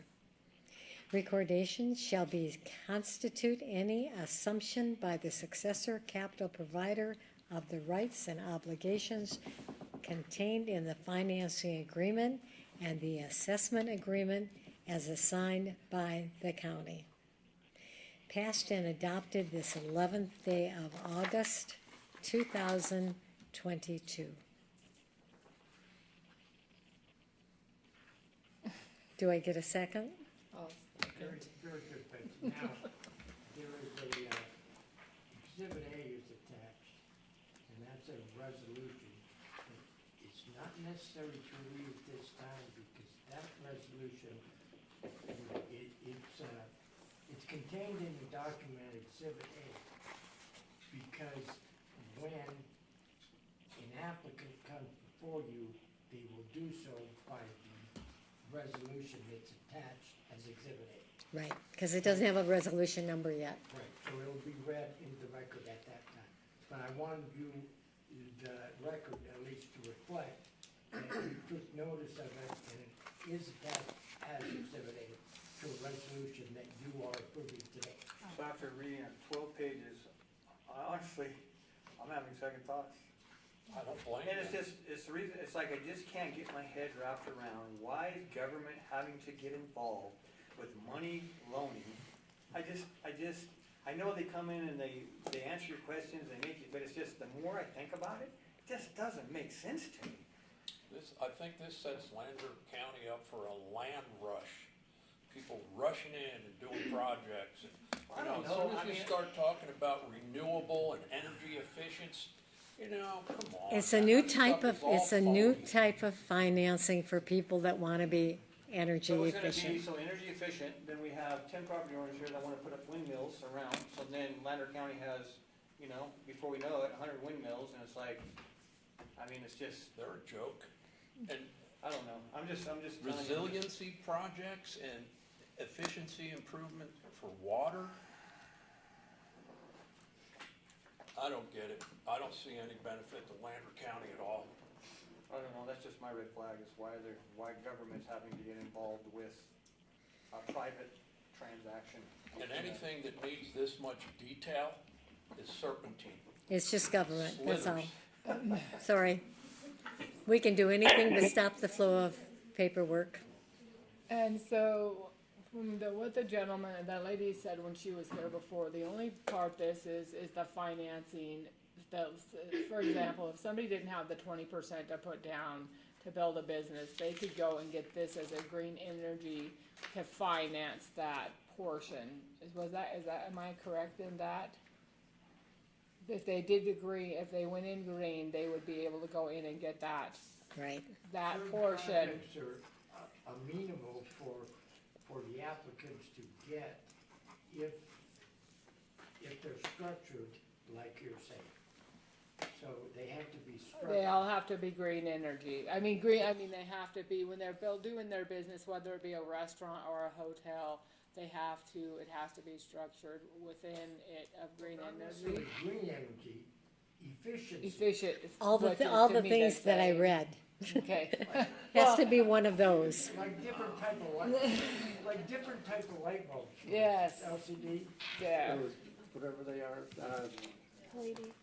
So, Which don't work as well as the original incandescents we used to have, right? No. They're a pain in the, you know what I'm saying? It's just, that's what I'm saying, it's just, No, I understand. I don't know. Now, if a light bulb breaks in a school, you got a toxic situation, because of the mercury and any public comment on this? I have more of a concern, and maybe Ted can address it, because in this reading, and this is what I've spoke of before, is they say that the county does not have a huge investment in this, but you guys are gonna have to appoint an administrator, is my understanding from what Ms. Waits just read, and then there's a whole bunch of responsibilities that fall on whoever that administrator is from the county side. We do have a caller on the line that I believe tried to speak, Doesn't and have a name, it just says. it just has a number, so if you're trying to speak, we'll unmute you and you can speak, but, I just want the commission to be aware of that.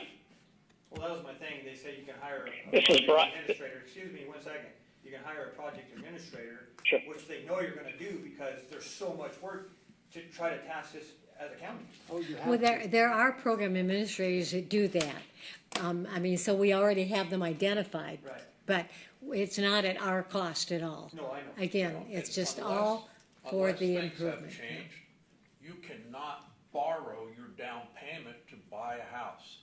And what we're saying here is, oh, well, you don't have the 20% down, that can be financed so that you can start your business without any of your own money. You absolutely can borrow your down payment, because when we bought our property out there, we were waiting for our property to sell, and they made us get a second loan to borrow that 20%, and then as soon as we sold our house, we had to refinance the whole thing, so you absolutely can finance your down payment. Well, we might be talking two things. So this is for business and commercial. I don't believe this is for private, It's like not. home purchasing. So I just want to make sure we have that. Well, not having the capital to start a business is a concern for me, that you have to borrow your down payment. I mean, that's not good business. But that's not what we're discussing today. So what Yeah, does the yeah. caller have to say? Well, that's probably Brian, who is. Yeah. This is Brian McCarter from Sustainable Real Estate Solutions, and my firm is the program administrator for the existing CPACE programs in the state, that being Reno, Fernley, Las Vegas, and Henderson. And so just a couple responses to the questions that I've heard so far. First, in terms of why the county would have a role in a program like this. And, despite the fact that it's private capital funding the projects. And the principal reason for that is the county is the only entity that can facilitate the assessment process. So as the reading of the resolution indicated, the county's role is limited to entering into an assessment agreement with a voluntary commercial or industrial property owner, facilitating the recording of that assessment on the county land records, and then assigning that assessment and assessment lien to the private capital provider that funds the project. And so that's speaking to why the county would be involved and why this would be a good program to further develop economic development activities within the county is typically when a building owner is either considering the retrofit of an existing building, or in the case of new construction, there are always struggles, with many building owners in coming up with the funds. What this assessment financing mechanism does is allow private capital providers to offer a much longer term loan. In many cases, the term of these loans, which are commensurate with the life of the improvements that are being installed, but they may be 15, 20-year term. As many of you may know, a typical commercial loan may only be available for, say, a 5 to 7 year term on average. And being for a building owner, being able to spread those upfront costs over a longer term will allow the cash flows to make a project viable. And of course, that develops employment opportunities, economic development opportunities, and the like for the county, not to mention driving more efficient businesses, better air quality, and so forth. So those are the principal responses to the questions that I've heard so far, and I'd be welcoming any other questions that you may have on how programs work or et cetera. Any public comment? Any concerns? Any more discussion? Do we have a motion? Ted, you have something to say? No. Okay. I have Is there- nothing to say. Is there a motion? Well, Patsy made a motion, she read it in. This is just where I'm at on it. It's like, it's like a new thing. We've got Henderson doing it, and I think he named 3 counties. There's Henderson, there's Fernley, there's Washoe County. Reno and Las Vegas. And Vegas. Yeah, so a lot of our larger counterparts. I don't feel warm and fuzzy about it, and it's just, I don't wanna make a wrong decision, where it's something we could address later on down the road after maybe some of our neighbors, maybe Humboldt, Elk could take it on, and maybe we find out it's a good thing. I just don't feel comfortable moving forward without certainty, because I use a lot of my own intuition. I just don't feel warm and fuzzy about it. just doesn't make sense to me. Doesn't make sense to me either, I Brian. can appreciate what you're saying, then I go, this is a step we had a chance when they were before us. No, I understand that. I thought we were okay. I thought we really had the vision ahead of us, that we want to make this available to people who want to come in, and they have, like you said, a longer time of financing and making it possible that development might not be possible for them. With that, anytime somebody decides to be identified, get that, it comes before us again. No, I understand that, that's true, and it's like, another thought I had, No, while it's- reading it's- this whole thing was, I think we're on the cutting edge of future. The legislation made it possible for municipalities such as us to make this available to people that wanna come in. I think it's development.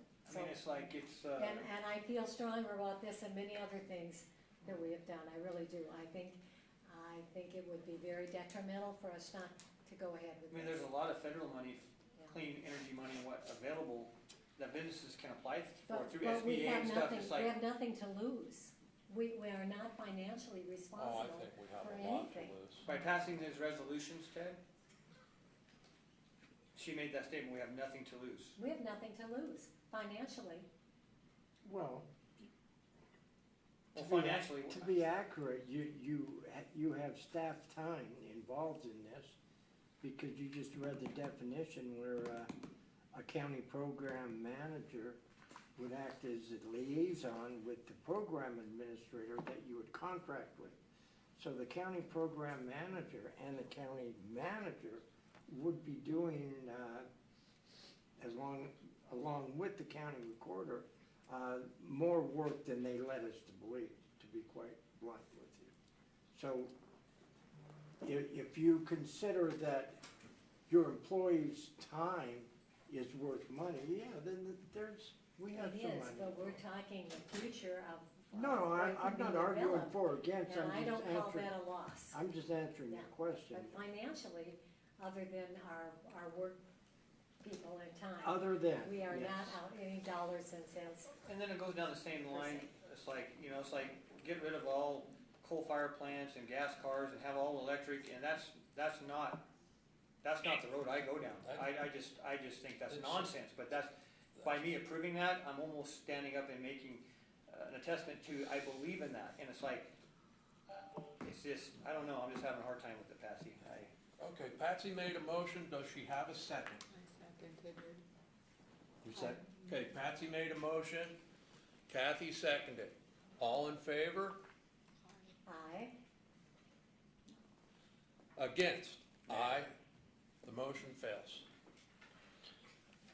Sorry, guys, I just had to speak in conscience. We should have done this during the part that we agreed to do this, and I wouldn't have had to read 12 pages. Well, it was, I'm And thankful what you did- did, because it was like, I had a lot of time to reflect and listen to what they were saying, and Okay. it brought me up to my original concerns I had about it in the very Well, I beginning. didn't put in as much time as Ted did in his office. Sometimes you need to go with your gut. All right, well, then we 18. don't need to do anything on 18 and 19. Yeah. We don't have to do 18 and They still 19, have to right, read them Ted? in though, right? I They don't have to read them in. I believe that we probably should read these in since they are agendized, and then even if we take no action, I believe since they are agendized, we should probably read them into the record. For discussion, possible action, approve, disapprove resolution number 2022-09, which is a resolution creating an energy improvement district for commercial or industrial real property owners to participate in the Lander County CPACE program and finance one or more energy efficient improvement projects, renewable energy resiliency projects, or water efficiency improvement projects for commercial or industrial real property. Do we have a motion? I mean, it's like, no, but I just wanna say, Patsy, I mean, it's not like it's done. We can always address it, this commission, It might come future back commission again. can always address it later, And it's just, somebody else gets to read it in. I hope it comes back again. I like Brian's idea. Let some of these other counties try it. and- if they decide to, I mean, it's Yeah. just, it is kinda new in its nature, and it's just, I mean, I think we'll see a lot, and I don't know, I don't know. Okay, number 19. Wait. Are you tabling? Number 18. Number 18, no motion. No motion. No action. Okay, you're not tabling it? No. Okay. There's no motion. I want the record to reflect that. Okay. Number 19, for discussion possible action to approve, disapprove, or modify both the proposed scope of work and contractual relationship between Lander County and Brian J. McCarter to perform the duties, functions, and qualified program administrator, PA, to implement Lander County CPACE program. The PA would design, implement, coordinate, and administrate program pursuant to programs created and adopted by Lander County on August 11th, 2022 through resolution 2022-8. No motion? We'll move on. Number 20, we did that. Number 21, correspondence reports, future agenda items. Bert? Yes, I would. Double up on the chocolate chip cookies because they go first. Yeah, these long meetings seem to get the most of our money That's from the our only thing dessert I tray. have. I would like to know if the commission would like to individually add any piece to our PR, maybe something on your district individually. We can, I can contact each of you and get, just in districts, what you guys are seeing or not seeing or would like us to focus on, because we want to highlight some of the things like we're doing in Austin. I think that is important. I think that we highlight some of the things with the community projects we're doing in each commissioner's district.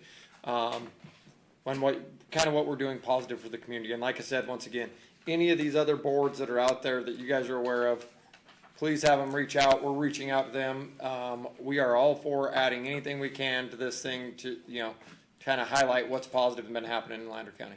So where is this accessible? I mean, you sent it to us in email. Yep. Michelle didn't even open it. She said, I don't recognize the sender, and I'm not opening this. And I said, I opened it, and it's wonderful. Open it up. So who are we sending it to? And if so, it needs to identify who's sending it. Okay, we Because can, people might think it's scam. True. Let me see how we correct that, who it comes Yeah, from. yeah. And I'm not certain of that. I know that we did draw a list of emails that they went and did research on, the same as text messages. They drew a bunch of phone numbers to apply that to. And we're gonna be printing them out and sticking them on the boards when we post our agendas so people can take them and start signing in and seeing where this is at. We're running them at the Civic Center, the Rec Center, right out here in the lobby of the courthouse. We have them on the TVs, just kind of on a looping system so people can stop and read that. Thought it was a great start. Yeah, it's new, so any good ideas, we're welcome to just shoot them at us, we'll throw them out. Are we you can contact me. Publishing them like in the Bugle or Humble Sun or? We're gonna try to, it's a matter of how many words we can get in there and how much they will let us publish, because as you guys can see, they're Or even if we somewhat take a lengthy. segment, like a highlight of that, and in that article, we could reference that link. Or we could Okay. do a scan code in that article to say, find out all the great things. Yes. I'm just saying, it's just another way to put it out Or there. you can put it, like I said, you can put so many in the businesses and for more information, because when I was doing those, little Battle Mountain Bees, they were gone like that, and people were offering me money to do it because they were so hungry for information. And so I think that even if, because I know printing's expensive, and even if you did them in black and white and put so many at the merchants in town, so then people knew where to start looking. Well, what I'm hoping, so the printing prices don't go through the roof, is putting QR codes on them, so people can scan them on their phones. Most everybody's pretty familiar with QR codes now, and then it pops the whole thing up on your phone, you can scan through it. But like I said, any ideas, we're welcome to. I just wanna make sure that people start seeing some of the good that's happening, because it's really easy to be overlooked. Cause a lot of the older communities, for one, they don't have Facebook, and for another, nobody trusts anything that's on computers anymore. I mean, I got 2 calls yesterday that came up on my phone that said NV Energy and said I had not paid my bill. Now, if that was an older person, they probably would have listened to it, cause they pay by check, and they probably would have paid it again. So I mean, people, yeah, I did.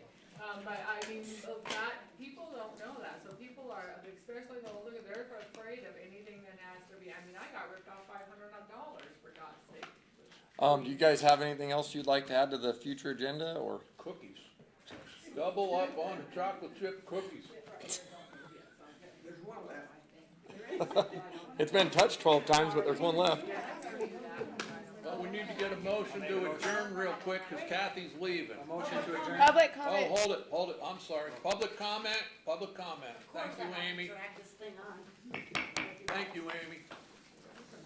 Amy Nelson, just a quick public comment to just put it in front of you guys, because I know you guys are always looking for projects and ideas, but growing up here, I always give a little history, growing up here, there was no freeway.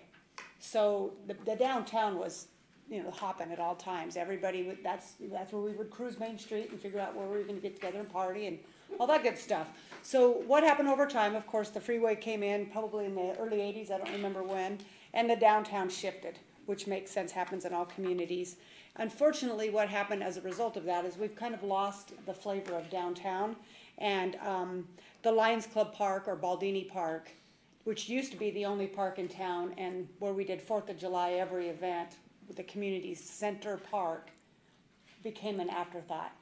And so I want to bring it to your attention, because if you drive by even all of the other parks in town, with the exception of maybe the one, anyway, it doesn't matter, not paved, it's maintained beautifully by Maryland, but it really is a shambles. And the reason I bring it to your attention, not only because it is still a really important part of this community, but when you guys put in that dog park, I've never heard of a dog park in my life. I thought, well, this is gonna be weird. You can't believe the amount of people who come through and use that dog park.